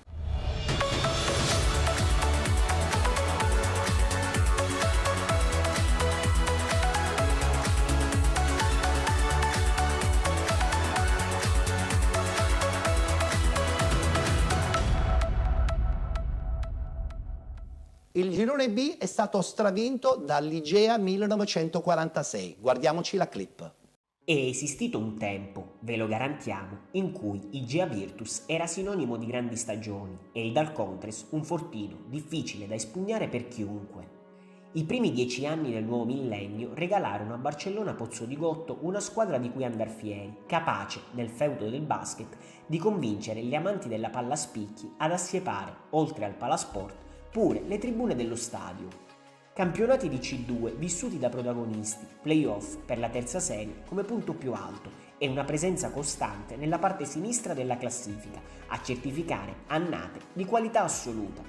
Caserta, Millesi, Crimi, Ciccio Marra, Bevo e i gol a raffica di Salvatorino Fisenda. L'Igea aveva trovato stabilità e una dimensione consona a soddisfare una piazza esigente e calorosa. Come un tornado, la crisi del calcio siciliano non risparmiò nessuno e Barcellona, all'improvviso, si ritrovò a dover ricominciare ogni cosa da capo. Ci vollero anni, oltre all'approdo in panchina di Peppe Raffaele, oggi fiero condottiero del Potenza, per ritrovare la Serie D e avversari blasonati contro i quali incrociare le lame. Siamo nella stagione 2016-2017, il punto più alto della gestione Grasso. A Lentini, con un perentorio 0-4, i giallorossi si sbarazzano senza troppi complimenti della corazzata Sicula Leonzio. La difesa meno perforata d'Italia, massacrata dai colpi di Lescano che quel giorno si porterà a casa il pallone e dall'Oglio. Il girone di ritorno, tuttavia, sarà meno brillante e il quarto posto finale non rende pienamente giustizia a un gruppo granitico. 12 mesi più tardi l'asticella, sebbene il mercato smonti la squadra, si alzerà ulteriormente e i playoff vinti in un'altra piazza avrebbero significato ripescaggio e professionismo. Sarà invece l'inizio della fine, coronata, si fa per dire, dall'ultimo posto della scorsa stagione. Il progressivo disimpegno della famiglia Grasso è il preludio al fallimento, inevitabile, dolorosissimo. Ripartire significa campionato di promozione e coincide con il cambio di denominazione del Terme Migliatore, adesso ASD Igea 1946. La matricola in eccellenza viene ereditata dal Milazzo, ma quella è un'altra storia, accomunata dall'identico, drammatico epilogo. Il presidente Barresi si prende una responsabilità notevole, conscio che bisogna immediatamente risalire la china. Sul Longano così giungono rinforzi di lusso per la categoria. Chicco Danna, Genovese, Paludetti, Mondello, Gatto, Leo, Parisi, Puzzone. La formazione tipo è un elenco di autentici top player. A fronte però di grandi sforzi, l'avvio è deludente. Mimmo Muschella, chiamato ad allenare il gruppo, viene esonerato e sostituito da Peppe Furnari, sorprendentemente ancora senza panchina. Il mister, dopo 2 promozioni consecutive alla testa di Camaro e Città di Messina, oltre a una clamorosa salvezza in Serie D, accetta l'ennesima sfida stimolante, porta il suo credo tra i giallorossi e inanella vittorie su vittorie. La classifica è rimessa in ordine, l'Igea comanda e l'Acquedolci insegue, mentre la pausa blocca sul più bello la stagione e rinvia a data da destinarsi ogni scenario. Si dovrà aspettare, ma una cosa è certa, Barcellona merita altri palcoscenici e manca tremendamente al calcio siciliano. Riportarli in eccellenza è un buon viatico, l'auspicio però è che rappresenti solo il primo passo di una cavalcata verso nuovi e più prestigiosi traguardi.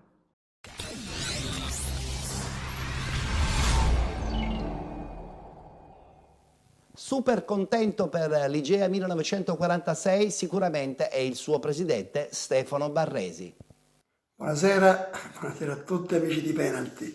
Ringrazio il signor Ettore Tortorici che mi ha gentilmente chiesto di fare una disanima sulla stagione appena trascorsa.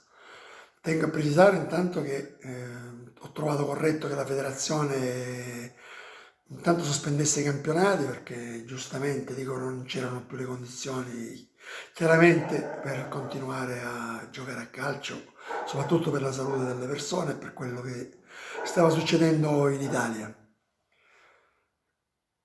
Diciamo che la stagione è iniziata un po' in chiaroscuro perché siamo usciti subito dalla Coppa e insomma non abbiamo iniziato nel migliore dei modi. Poi c'è stato un cambio in panchina con l'avvento di Mister Furnari, la squadra insomma un po' ha ripreso un po' fiato. Nel frattempo abbiamo recuperato anche qualche infortunato e la stagione è stata un po' ad alti e bassi. Abbiamo avuto un avversario che si chiama Acquedolci che è stata veramente una degna avversaria fino all'ultimo e ancora giustamente non sapevamo come sarebbe finita perché avevamo uno sconto diretto e altre 5 partite poi oltre a quella da giocare. Credo che meriterebbero anche loro il salto di categoria come lo abbiamo meritato e lo meriteremmo noi. Siamo in attesa delle decisioni della federazione, credo il giorno 30 noi dovremmo sapere qualcosina in più. Detto ciò, io faccio una fotografia della stagione e dove abbiamo preso consapevolezza, dopo proprio Acquedolci abbiamo perso e ci siamo riuniti nello spogliatoio con i giocatori, i tecnici, un po' tutti e da là poi abbiamo fatto 12 vittorie straordinarie di fila. La squadra non ha mai perso la testa, e lo dimostra anche il fatto che è una cosa di cui ne vado fiero, più di aver vinto il campionato, o perlomeno che al momento siamo primi, che è la Coppa Disciplina. Aver vinto la Coppa Disciplina di tutti i gironi di promozione siciliana per me è un vanto, una cosa a cui tengo tanto. Detto ciò, penso che la svolta sia stata pure a Gangi, che perdevamo 1-0 e abbiamo ribaltato una partita che sinceramente molto difficile in un campo ostico, dove anche l'Acquedolci, come si suol dire, ci ha lasciato le penne.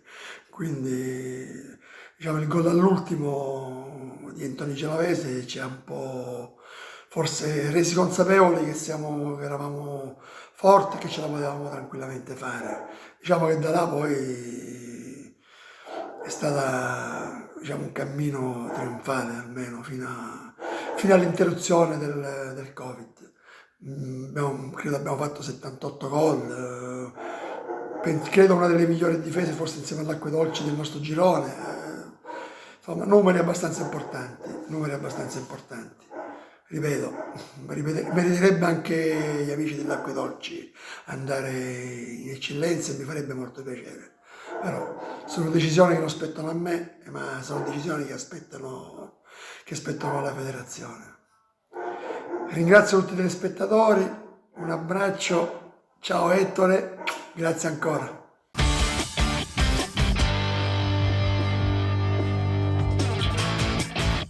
Nel girone C, campionato vinto dall'Aci Sant'Antonio con 2 squadre messinesi che si sono particolarmente distinte. Iniziamo con raccontare la stagione della Ionica, poi a seguire quella dell'Atletico Messina.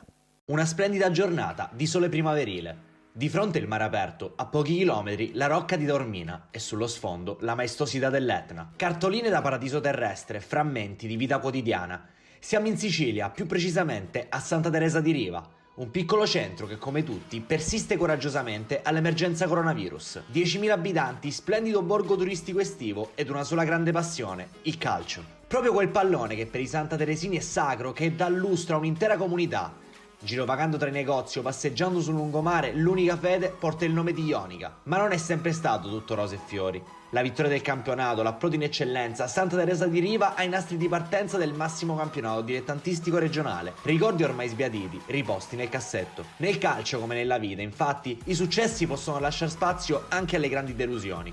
Il duro colpo della retrocessione in promozione avrebbe esteso chiunque, ma questa è una storia di coraggio e di passione. Ed è dopo un'estate di fuoco tra programmazione e sogno di pescaggio che la Ionica si presenta ai nastri di partenza della nuova stagione con un solo obiettivo: vincere. Si volta pagina, il passato viene archiviato nell'album dei ricordi e si apre un nuovo ciclo. Nessuna improvvisazione, solo tanto entusiasmo ed organizzazione. Dietro la scrivania, pronto a costruire la squadra, siede Valerio Petruzzi. In panchina, a guidare i suoi uomini, Dario Costantino, lo straniero proveniente da Salerno. Di fronte una schiera di rivali d'altissimo livello, pronti a dare battaglia.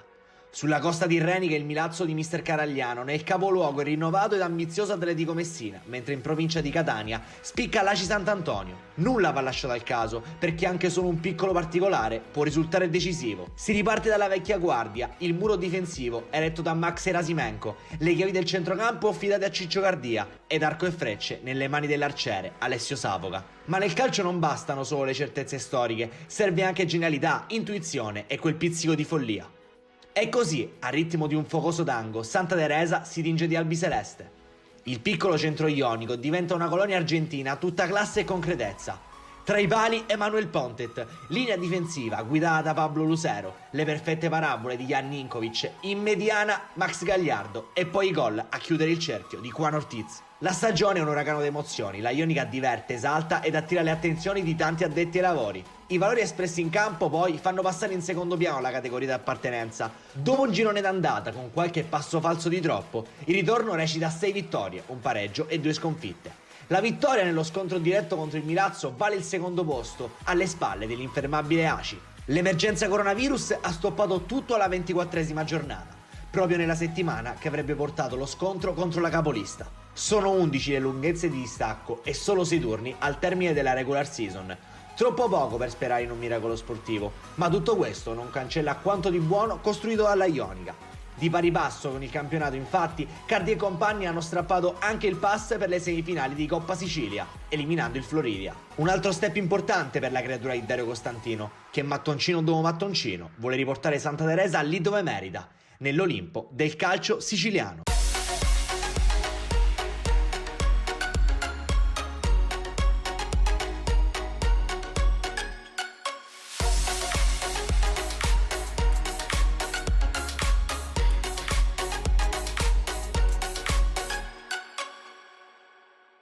Le lacrime del capitano raccontano una gioia immensa, attesa anni, condita da sacrifici, momenti di esaltazione e cocenti delusioni. L'arbitro non ha ancora decretato la fine, ma l'epilogo è ormai certo.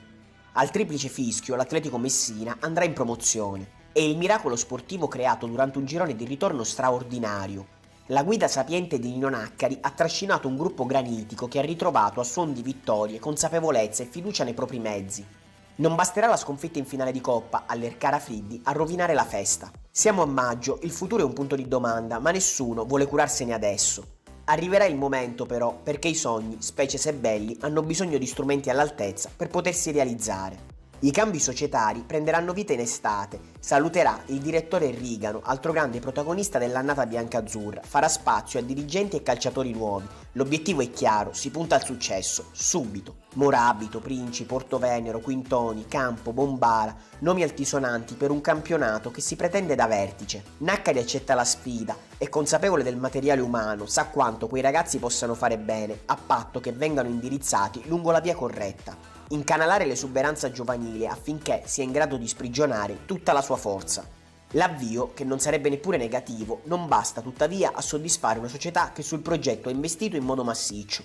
A finire sulla graticola, come spesso accade, è il mister. L'esonero è nell'aria e dopo la sconfitta con la Messana di Rigano diventa realtà a causa dello 0-0 contro il Viagrande. Il calcio sa essere crudele, disegna copioni assurdi. La notizia, per quanto preannunciata, è un cazzotto in pieno volto per l'ambiente e Bellinvia, chiamato a invertire il trend, non trova mai la bussola di un gruppo frastornato. Le gerarchie sono cambiate, nessuno è certo del posto e gli acquisti della pausa invernale spediscono in un angolo gli artefici della promozione. Nicocia, Pagliaro, Nonostro fanno le valigie e vanno in massa a Riviera Nord, mentre l'Atletico è una porta scorrevole da cui entrano tra gli altri Russo, Pantano e l'argentino Gargiulo. Ma la svolta auspicata non c'è, l'esonero di Bellinvia, giunto per portare l'antidoto, si rivela fisiologica conseguenza.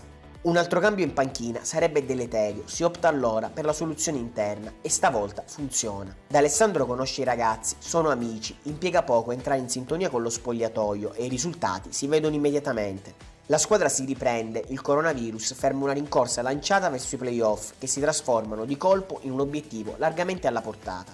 In attesa di ripartire, dunque, le quotazioni biancazzurre si sono improvvisamente impennate e chissà che quello spirito atletico non diventi di nuovo l'alchimia magica per scardinare portoni inaccessibili.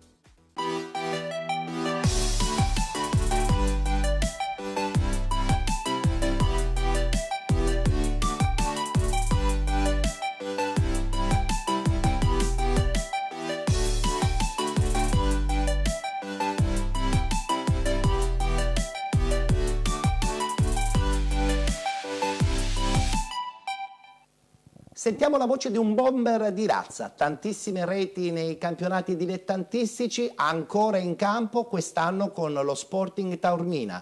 Parliamo di Davide Ardizzone. Ciao Ettore, buonasera a tutti gli sportivi siciliani. Che dire, questo campionato è finito così. Penso sia la decisione più logica e più giusta, anche se tutti quanti non vedevamo l'ora di tornare a calcare i terreni di gioco, però purtroppo la situazione è questa. Per poter cominciare nei dilettanti sarebbe veramente molto costoso e molto difficile considerati i protocolli imposti dal governo. Quindi, considerando che hanno enormi difficoltà anche a cominciare in Serie A, penso che per noi dilettanti sia la soluzione più giusta e più logica. Per quel che mi riguarda è stato un anno positivo comunque, ho cominciato a Palagonia i primi fino a dicembre. Stavamo facendo veramente molto bene, poi purtroppo a causa di problemi societari siamo dovuti andare via la maggior parte dei catanesi che eravamo lì. A dicembre sono andato a Taormina, mi ha chiamato il mio amico il direttore Daniele Bonanno, ci siamo andati io, Di Benedetto, Missale, da Palagonia stesse, ed è stata un'enorme fortuna. Stavamo lottando per cercare di entrare nei playoff. Dispiace più che altro questo perché fino alla fine mancavano 6 partite, avremmo potuto giocarcela fino alla fine. L'unica soddisfazione è che abbiamo finito quest'annata vincendo la partita col Milazzo e anch'io facendo gol, chissà, forse potrebbe essere l'ultimo della mia carriera, considerando che vado per i 40, quindi non so se il prossimo anno continuerò, valuterò nei prossimi mesi. Intanto speriamo che il calcio dilettante riprenda il più presto possibile e poi per quel che mi riguarda valuterò. E niente, spero che ci rivediamo presto e che soprattutto si torni ad abbracciarci. Questa è la cosa più bella, ad esempio per noi attaccanti, abbracciarci dopo un gol. E poi che possiamo venire in trasmissione, possiamo... insomma, speriamo di ritornare al calcio normale. Un abbraccio Ettore e un saluto a tutti gli sportivi siciliani, ci vediamo presto, ciao!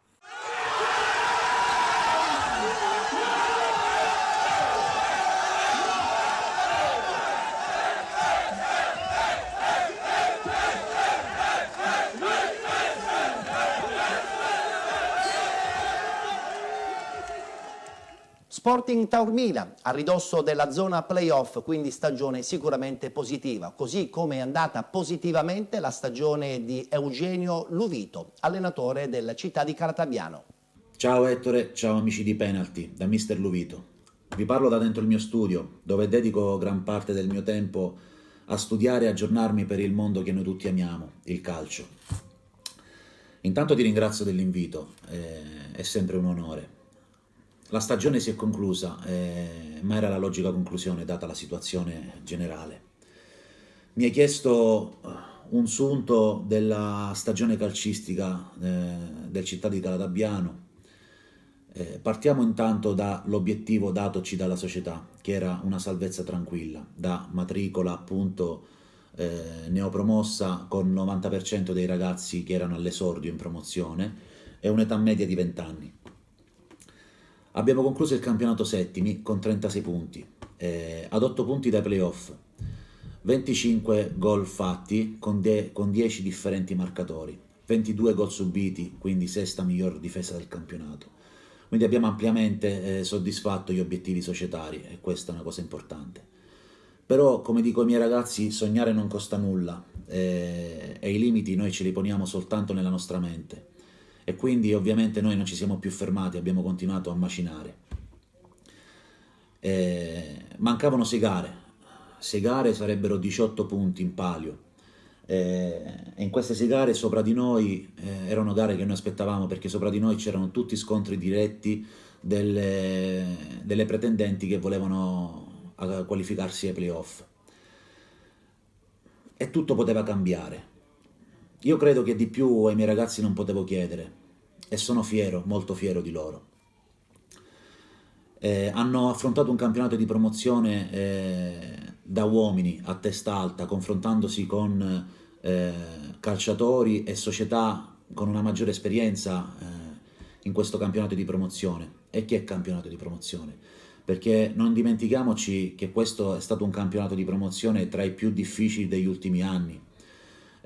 Con ben 6 squadre che ambivano appunto al salto di categoria, come l'Aci Sant'Antonio che si è rivelato un vero e proprio schiacciasassi e che merita il salto di categoria, come la Ionica, il Milazzo, l'Atletico Messina, il Motta, lo Sporting Taormina, sia per organico che per organizzazione, sia soprattutto per i soldi investiti. E credo che la società del Città di Calatabbiano da matricola non ha di certo sfigurato, anzi. E i miei ragazzi, da perfetti sono sconosciuti, si sono ritagliati un ruolo da protagonisti e il rispetto di tanti. E io sono fiero e orgoglioso di loro, perché hanno superato i loro limiti e molti pregiudizi che purtroppo nel calcio sono all'ordine del giorno. Hanno dimostrato con i fatti che nel calcio non contano solo i soldi, ma contano la preparazione e la voglia di portare il cuore oltre l'ostacolo, per guadagnare qualcosa di più che vale molto di più del denaro, il rispetto e la riconoscenza. E quelle non le puoi guadagnare, quelle te le puoi soltanto conquistare con il lavoro duro. Per quanto riguarda il futuro è ancora molto presto da definire, per programmare, perché purtroppo finché non ci sarà un vaccino tutto questo non finirà. Io mi auguro il più presto possibile, però chissà. Grazie dell'invito Ettore, grazie amici di Penalty, un bacione da Mister Luvito.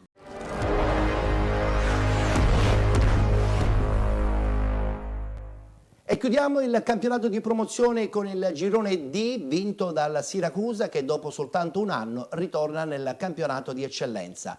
In questo girone si è particolarmente distinta la squadra del Pozzallo guidata magistralmente in campo da Luca Felicetti. Ciao Ettore, ciao a tutti spettatori di Penalty. Purtroppo ci troviamo adesso a salutarci a parlare tramite video, causa coronavirus, che ci sono delle restrizioni che bisogna rispettare, ma credo giustamente, perché ne va della salute di tutti. Anche per questo motivo credo che la decisione di sospendere il campionato sia stata quella più giusta e quella più logica. Ci sono purtroppo delle priorità che vanno oltre lo sport, oltre e tutto il resto, insomma la salute per primo. Credo che nonostante tutto sia stato da parte nostra un campionato positivo. Abbiamo fatto sempre un campionato di vertice, abbiamo tenuto anche il primo posto per diversi mesi e quindi credo che se dobbiamo fare un resoconto del periodo del campionato, credo che possiamo essere che soddisfatti. Abbiamo sofferto un pochettino il periodo di dicembre causa assenza di alcuni giocatori che hanno lasciato la squadra per motivi di lavoro, ma poi successivamente sono arrivati Nicola Arena, Vindigni, quindi la squadra aveva trovato nuovamente la quadratura giusta per affrontare il rush finale. Peccato, dispiace perché si era prospettato un campionato avvincente, molto entusiasmante tra noi e il Siracusa e il Megara. Ancora era tutto aperto, c'erano 7 partite, scontri diretti in ballo, quindi insomma un peccato veramente. Il futuro non lo so, intanto vediamo come si evolve questo coronavirus e che decisioni vengono prese in Lega per quanto riguarda gli inizi dei campionati, degli allenamenti. Credo che sia solo da ipotizzare, ma realmente non si può programmare niente fino a quando non ci sono certezze. Grazie per l'invito Ettore, sempre gentilissimo, speriamo di vederci presto personalmente nei campi di calcio. Buonasera a tutti.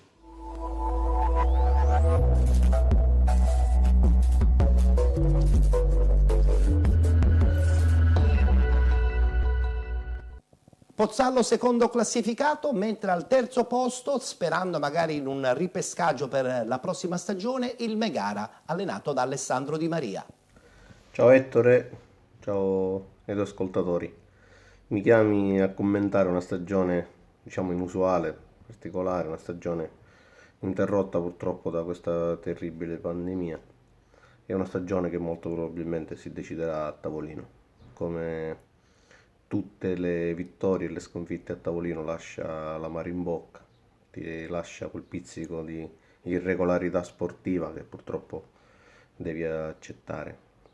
Tra l'altro in un campionato che probabilmente era tra i più vincenti degli ultimi anni, 3 squadre raccolte in 3 punti a 6 dalla fine, con i confronti diretti ancora da giocare, squadre che ancora stavano lottando per i playoff, qualche altro girone in Modica ancora dentro i 9 punti.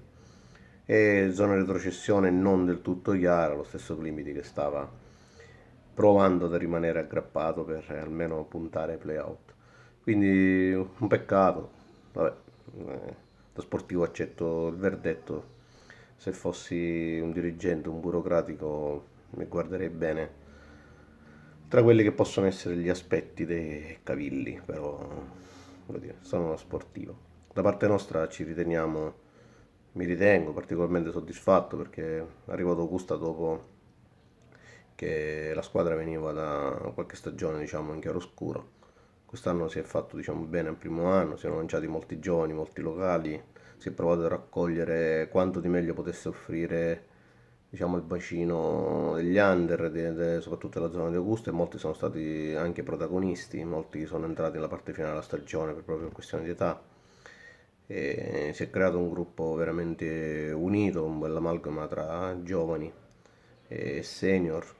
E la società sin dall'inizio è stata diciamo chiara e è stata anche abbastanza organizzata, vedi Ciccio Franci, un uomo di grandissima esperienza, Gaetano D'Augusta, il presidente Ferreri, soprattutto il patron Coppola, che ha chiare le idee sia su quello che doveva fare quest'anno che quello che dovrà fare in futuro.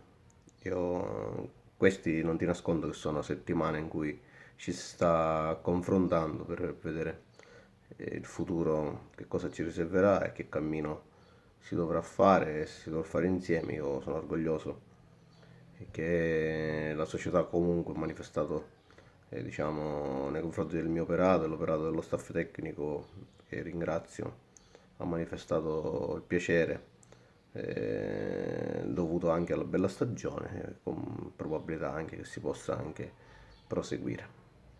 Spero che si riprenda con i tempi regolari e spero che ci ritorni ad abbracciare nel campo. Ciao.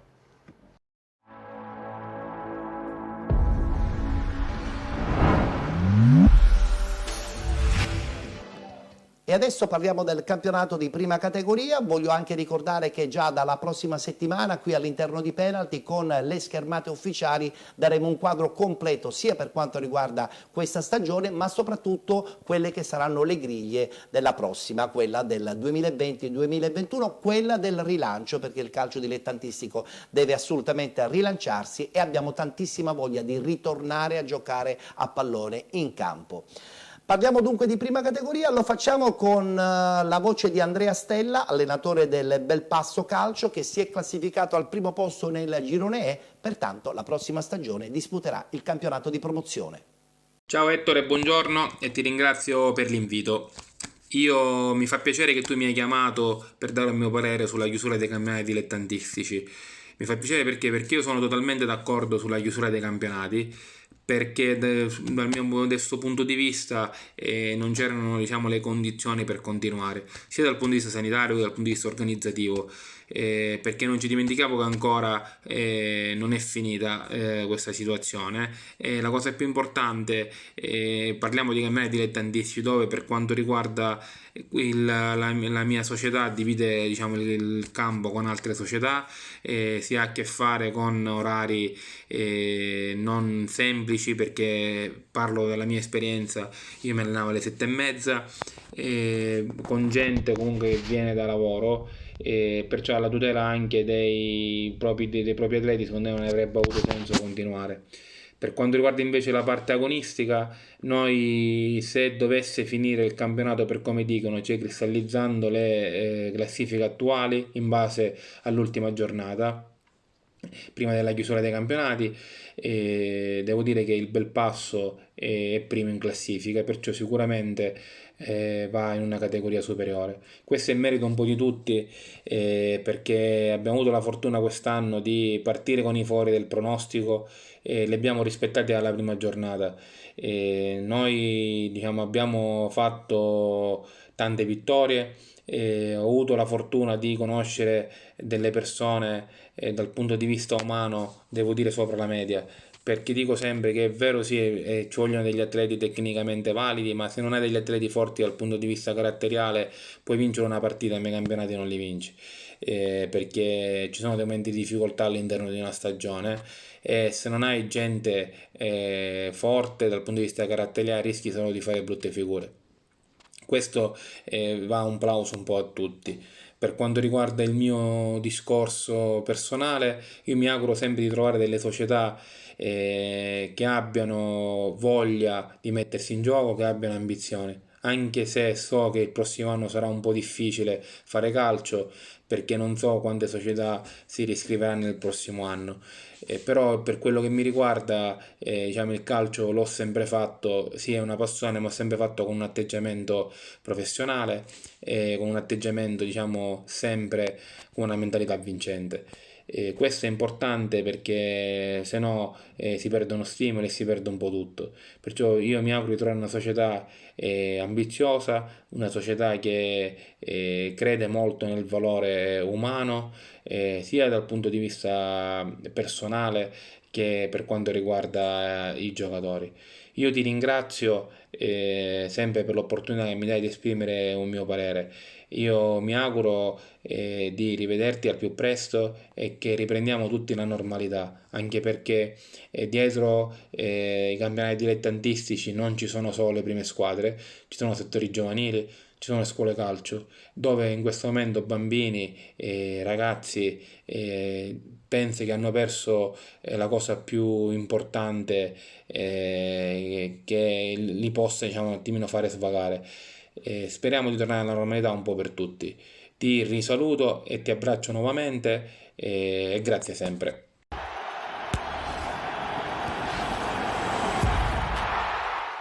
Complimenti ad Andrea Stella, ennesima stagione vincente, ma un plauso va sicuramente a tutti i dirigenti del Belpasso Calcio che sono riusciti dopo qualche anno a resettare tutto l'ambiente e la prossima stagione disputeranno il campionato di promozione. Così come disputerà il campionato di promozione il Mazzarone nel girone F, campionato vincente, il terzo consecutivo per Samuele Costanzo.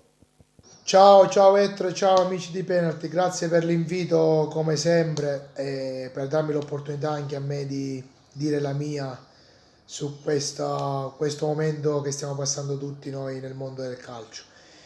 Niente che dire, riguardando la sospensione dei campionati penso che sia stata la cosa giusta e migliore da fare, anche perché come sappiamo tutti non ci sono le condizioni per poter finire i campionati e finire i campionati oggi sarebbe stato falsare sia questa di quest'anno che un eventuale inizio del prossimo anno.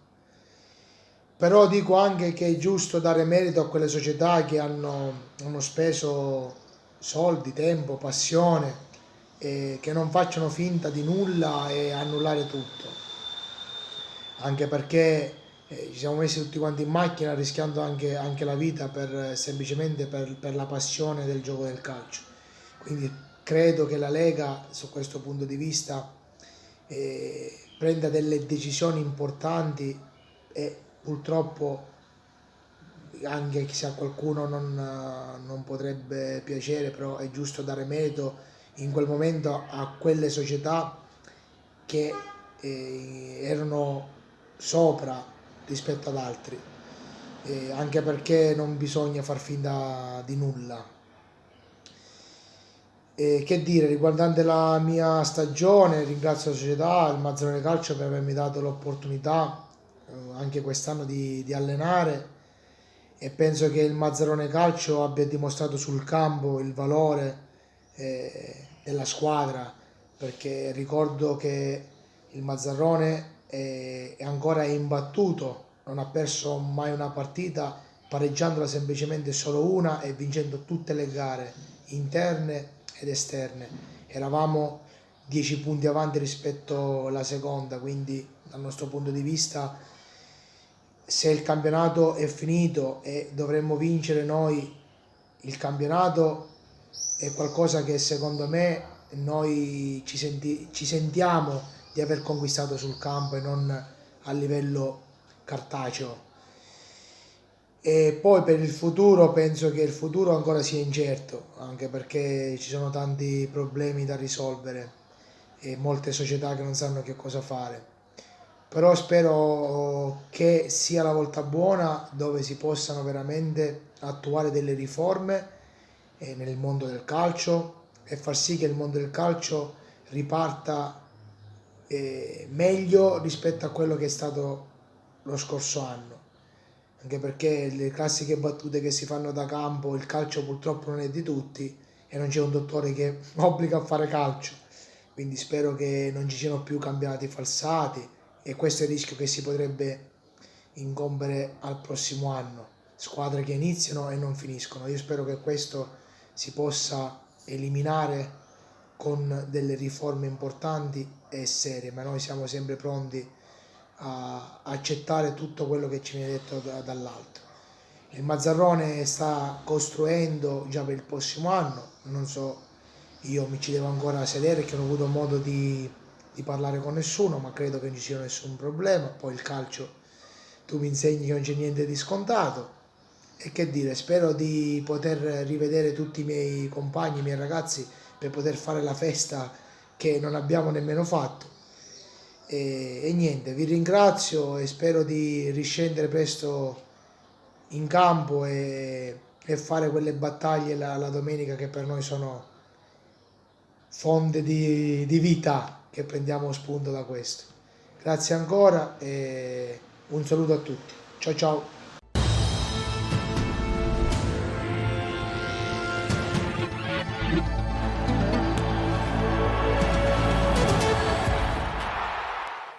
Un applauso, ma soprattutto un in bocca al lupo a tutte le squadre di prima categoria che la prossima stagione disputeranno il campionato di promozione. Abbiamo tanta voglia di vedere il calcio giocato, ma abbiamo tanta voglia di rivedere tantissimi bambini di nuovo in un campo di calcio. Adesso una parentesi dedicata solo ed esclusivamente al calcio giovanile. Quell'accademia, inserito nel nome, trasmette immediatamente l'idea del progetto. Una mission di formazione a 360 gradi per rendere giovani atleti innanzitutto uomini e garantire loro un percorso di crescita progressivo e incessante. L'Accademia Sport Trapani nasce nel 2006 e ci impiega poco a mettere le cose in chiaro e imporsi a livello regionale e non solo. Una palestra di proprietà unita a un centro sportivo, la Locomotiva, all'avanguardia, dove i ragazzini sono monitorati costantemente e seguiti da vicino in un'età dedicata qual è l'adolescenza. Tecnici preparati, entusiasmo a volontà e la voglia matta di stupire dentro il rettangolo verde. Nella società del presidente Gambicchia ognuno si prodiga per la causa comune e non è coincidenza che la Sampdoria abbia messo gli occhi addosso a una simile realtà. L'affiliazione ai blucerchiati conferisce ulteriore prestigio, apre spiragli che possono diventare portoni d'accesso al calcio dei grandi, quello dei riflettori accesi e delle scarpe luccicanti. Tutto è possibile, basta metterci impegno e passione, e se non ci credete si può sempre chiedere a Nicola e Simone Culcasi, difensori centrali classe rispettivamente 2000 e 2002, o al trequartista Saul Castiglione, 2002 anche lui. Per i più scettici restano i risultati, a partire dalla vittoria tra i pulcini della Sicily Football Cup contro il Cagliari raggiunta lo scorso anno. Unici in Sicilia a riuscire nell'impresa.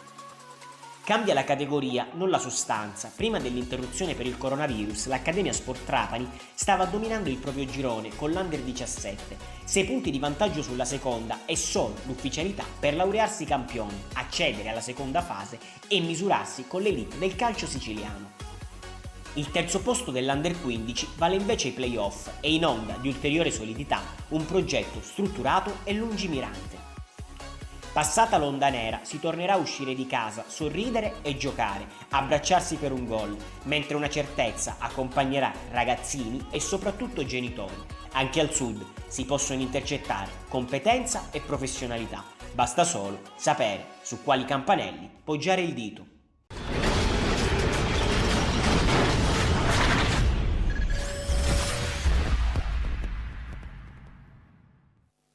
Calcio giovanile che a Catania ha un seguito notevolissimo. La Catania Soccer sicuramente è una delle società più importanti. Ci guardiamo una bella clip musicale e poi sentiremo la voce del suo mister Santino Torre.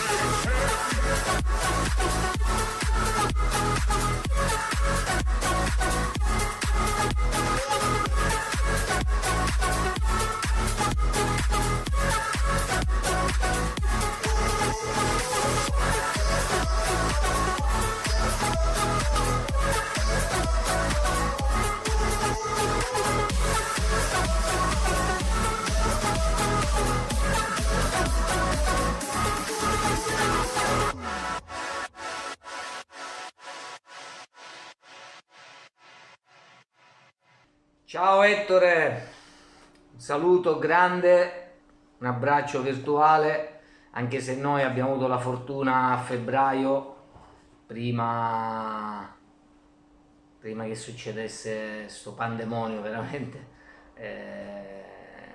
ci siamo visti in un campo di calcio con i miei ragazzi e sono stato felice di vederti veramente, come credo lo sia stato pure tu. Abbiamo avuto modo di scambiare anche 4 chiacchiere, hai avuto modo di vedere i miei ragazzi all'opera e comunque sia è passato già un bel po' di tempo, perché comunque io con i miei ragazzi, sì, 3 mesi come tutti i ragazzi e tutti gli allenatori, 3 mesi che siamo obbligati a non fare nulla, a stare fermi tra virgolette, anche se poi chi vive di questo è sempre in movimento, diciamo. Niente, sì, hanno stabilito, hanno detto che è tutto finito, almeno per quanto riguarda i dilettanti, è tutto quanto, almeno come campionati, è tutto. Decisione giusta, sbagliata, non sta a me dirlo, però purtroppo la situazione è contingente, perciò credo che in questo momento sia la soluzione più adatta, più idonea, anche se in qualche modo, anche attraverso comunque adesso degli allenamenti o qualcosa, le attività almeno dovrebbero riprendere, lo spero vivamente, perché stiamo fremendo tutti. Io parlo almeno per me, per i miei ragazzi che ogni giorno mi chiamano, mi contattano, perciò abbiamo una gran voglia, o perlomeno anche il gruppo di lavoro al quale appartengo. Niente, che devo dire, stagione che, parlando della stagione mia e dei miei ragazzi, posso dire una stagione che stava prendendo una bella piega, secondo me. Stavamo andando proprio crescendo in modo esponenziale da tutti i punti di vista. Prima individuale, perché prima si va alla formazione proprio dell'individuo dal punto di vista tecnico, tattico, cognitivo, comprensione del gioco e tutto quanto, e poi collettivo, perché si era creata un'armonia di gruppo davvero incredibile. Anche a questo serve il calcio, a creare delle sinergie importanti fra tutte le componenti e anche fra di loro. Veramente un bel gruppo.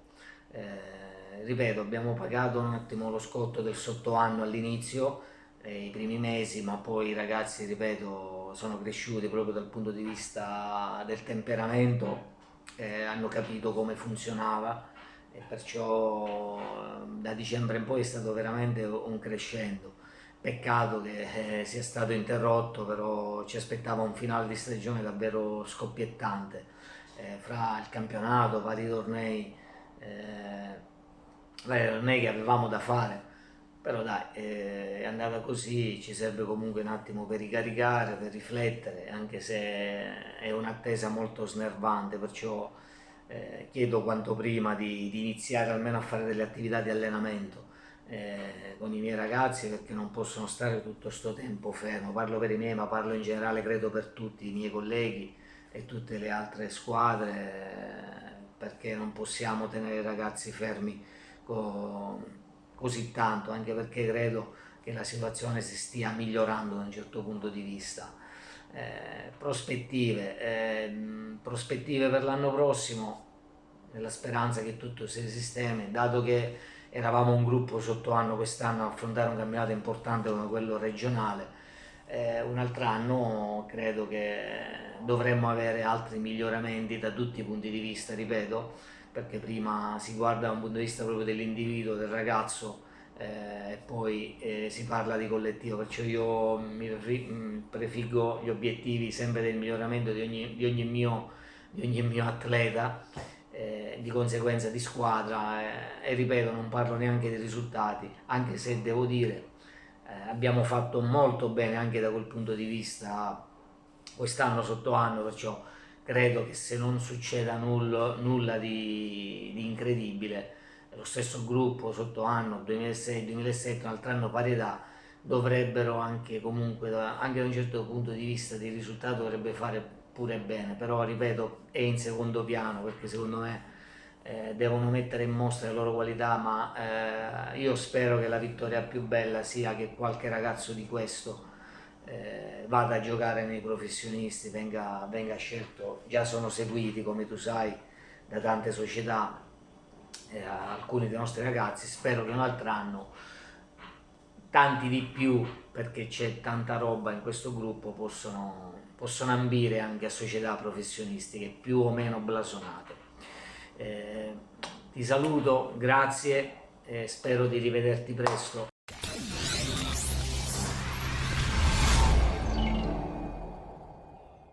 Abbiamo chiuso con il calcio dilettantistico e con il calcio giovanile. Gli ultimi minuti della nostra trasmissione li voglio dedicare a due argomenti abbastanza importanti. Il primo riguarda la situazione del calcio Catania con il suo ingarbugliamento in questa parte finale del mese di maggio, e poi il secondo invece è un omaggio che noi di Penalty dedichiamo a Gigi Simoni. Una giornata campale, trepidante. Tutta Catania Sportiva ha ansimato l'intera giornata per conoscere il destino della sua matricola più preziosa. Il calcio spesso non è solo emozione in campo, anche oltre. Una giornata intera per conoscere la sentenza del Tribunale di Catania sul futuro di una società che ha comunque saputo regalare emozioni forti, indimenticabili. Ma è pur vero che dopo aver toccato e vissuto per 10 anni il calcio che conta, bisogna ammettere i propri errori e continuare a sperare ad una non cancellazione di una matricola che rappresenta il passato, il presente e speriamo il futuro di una città.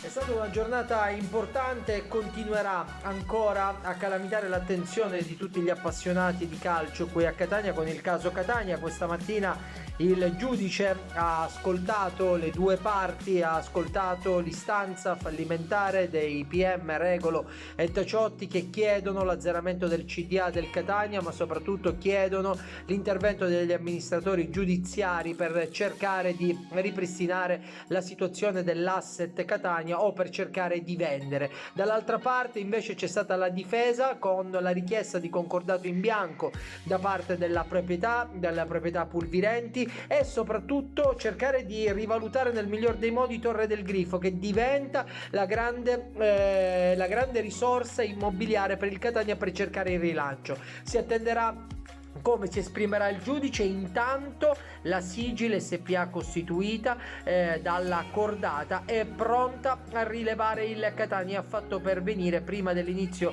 dell'udienza proprio l'offerta, con quello che è un'offerta di aggressione immediata dei debiti per 1,2 milioni di euro e poi quella che è la calendarizzazione del piano industriale per cercare di ammortizzare i 54 milioni di euro che sono e che pendono sopra la testa del Catania. Una nuova vita per Catania, ancora attendiamo i passi fondamentali. Nelle prossime ore il giudice traccerà la strada che verrà intrapresa e potremo scoprire se il Catania potrà cambiare proprietà oppure se il Catania deve cercare di trovare una nuova restaurazione in Pulvirenti o rischia veramente di scomparire la matricola 11.007.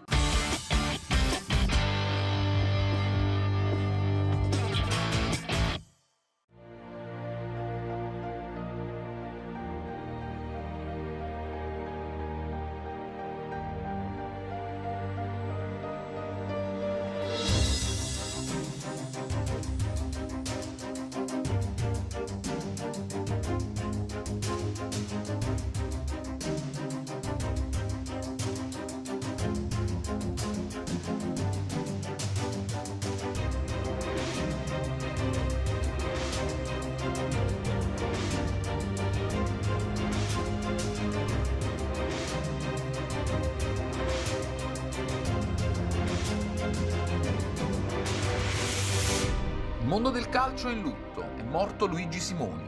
L'allenatore aveva accusato un ictus il 22 giugno scorso nella sua abitazione di San Piero a Grado e da lì ha continuato a lottare per mesi, senza però riuscire a riprendersi. A marzo era stato riportato a casa dalla clinica che l'aveva in cura per ragioni di sicurezza, vista la pandemia di coronavirus. Nelle ultime ore però un deciso peggioramento delle sue condizioni aveva reso necessario l'immediato ricovero all'ospedale di Pisa, senza più speranze di riprendersi. Accanto a lui fino all'ultimo, come sempre, la moglie Monica.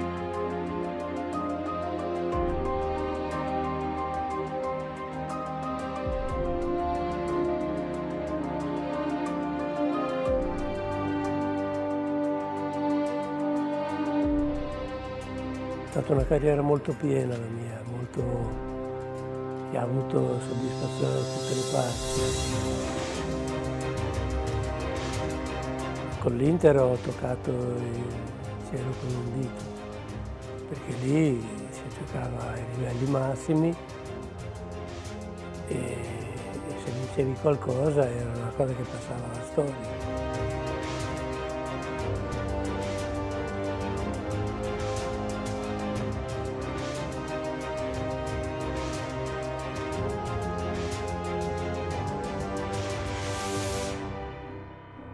Lunga e piena di momenti esaltanti è stata la carriera di Gigi Simoni, che ha guidato 17 club diversi nella trentennale carriera da tecnico, con l'amarezza di non essere riuscito a strappare alla Juve uno scudetto intriso di polemiche.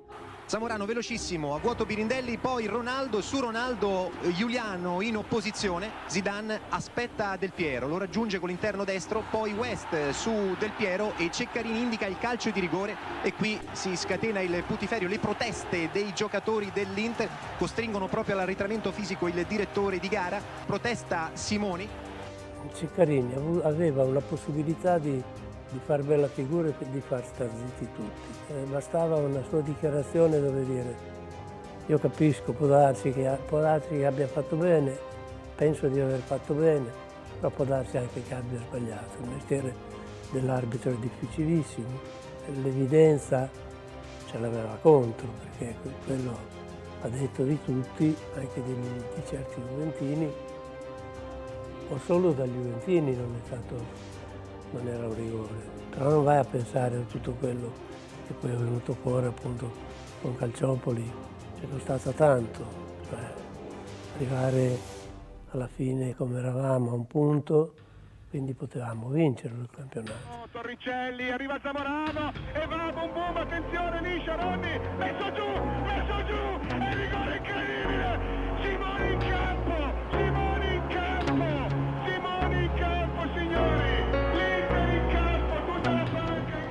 Invece è andata così, però è stato tanto bello quell'anno lì ugualmente, poi recriminare su questo secondo posto. Hai vinto la Coppa UEFA, ci sono passato sopra nel tempo.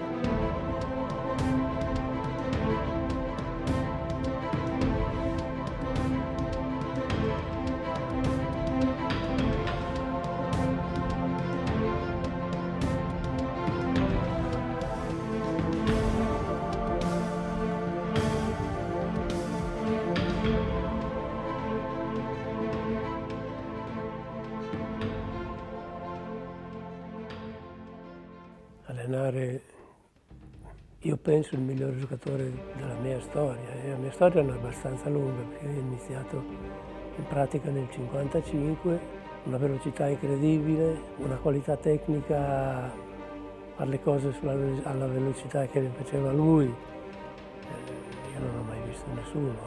A tutto questo ci aggiungi le qualità del ragazzo che era meraviglioso. Insomma, ti rubava qualcosa negli allenamenti, però se c'era da far lavorare col pallone non si fermava mai, era sereno, giocatori che gli sbagliavano un passaggio non hanno mai avuto un richiamo per dire, lui si è sempre comportato, no, è stata una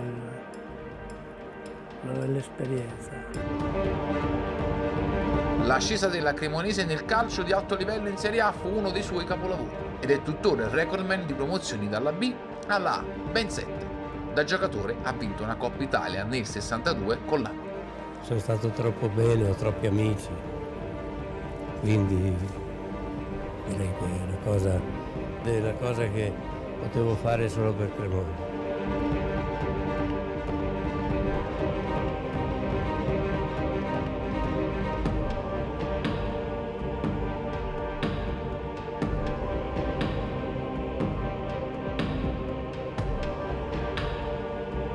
Una pagina che invece vorrebbe strappare dal libro. Una pagina è la pagina prima della finale di Coppa UEFA, perché venne fuori da un giornale che avrei fatto questa finale e poi mi avrebbero cambiato. Ed è stata una cosa che mi ha un po' infastidito, perché poi vincemmo 3-0 e riuscimmo a vincere. E fu per me una grande soddisfazione.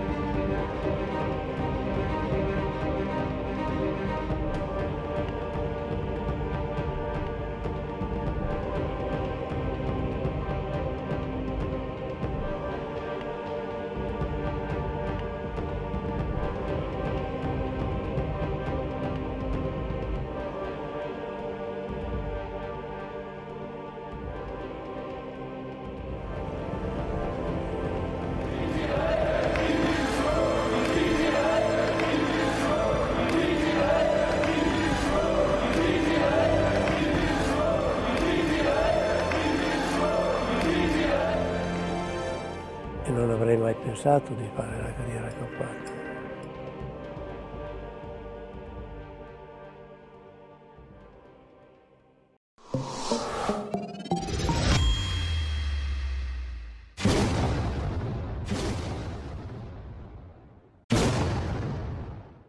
Volevo ringraziare Attilio Scuderi per questo suo editoriale in esclusiva per noi di Penalty. La puntata odierna si conclude qui, vi diamo appuntamento a martedì prossimo, martedì 2 giugno, puntuali alle 21 su Gold 78, canale 78 del digitale terrestre, nella speranza che il panorama del calcio dilettantistico possa ancora regalarci tantissime novità in prospettiva anche per la prossima stagione 2020-2021.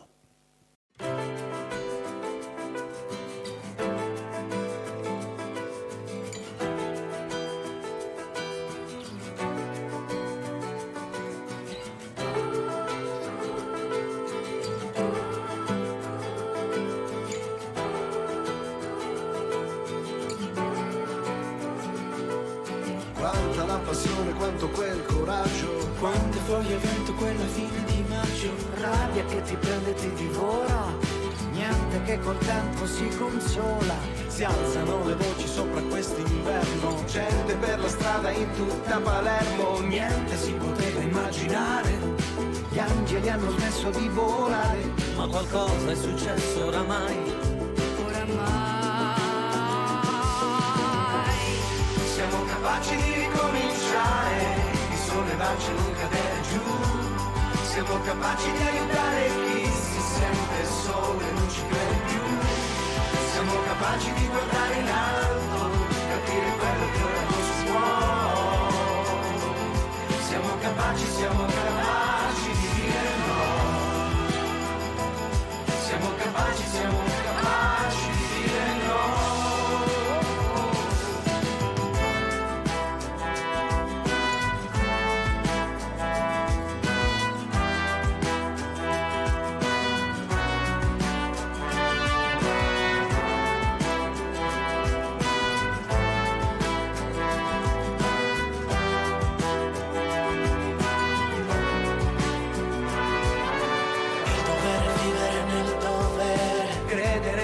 Sia l'essenziale, dire che sono anche affari miei è qualcosa che fanno gli eroi. Tante volte dura questa salita, giorni in cui ti giochi pure la vita. Tanto quello che si può rischiare, tanto quello che vogliamo dare, e qualcosa è successo oramai. Siamo capaci di ricominciare, di sollevarci e non cadere giù. Siamo capaci di aiutare chi si sente solo e non ci crede più. Siamo capaci di guardare in alto, capire quello che ora non si può.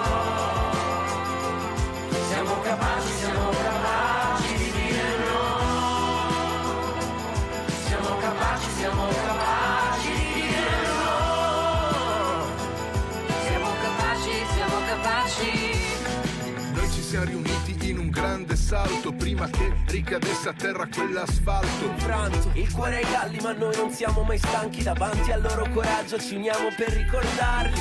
Siamo i bambini e gli anziani, ma abbiamo sempre 20 anni. Siamo gli sguardi di Peppino, Paolo e Giovanni. Siamo capaci di scegliere, di decidere, di nascere e vivere, capaci di sorridere. Siamo capaci di ricominciare, di sollevarci e non cadere giù.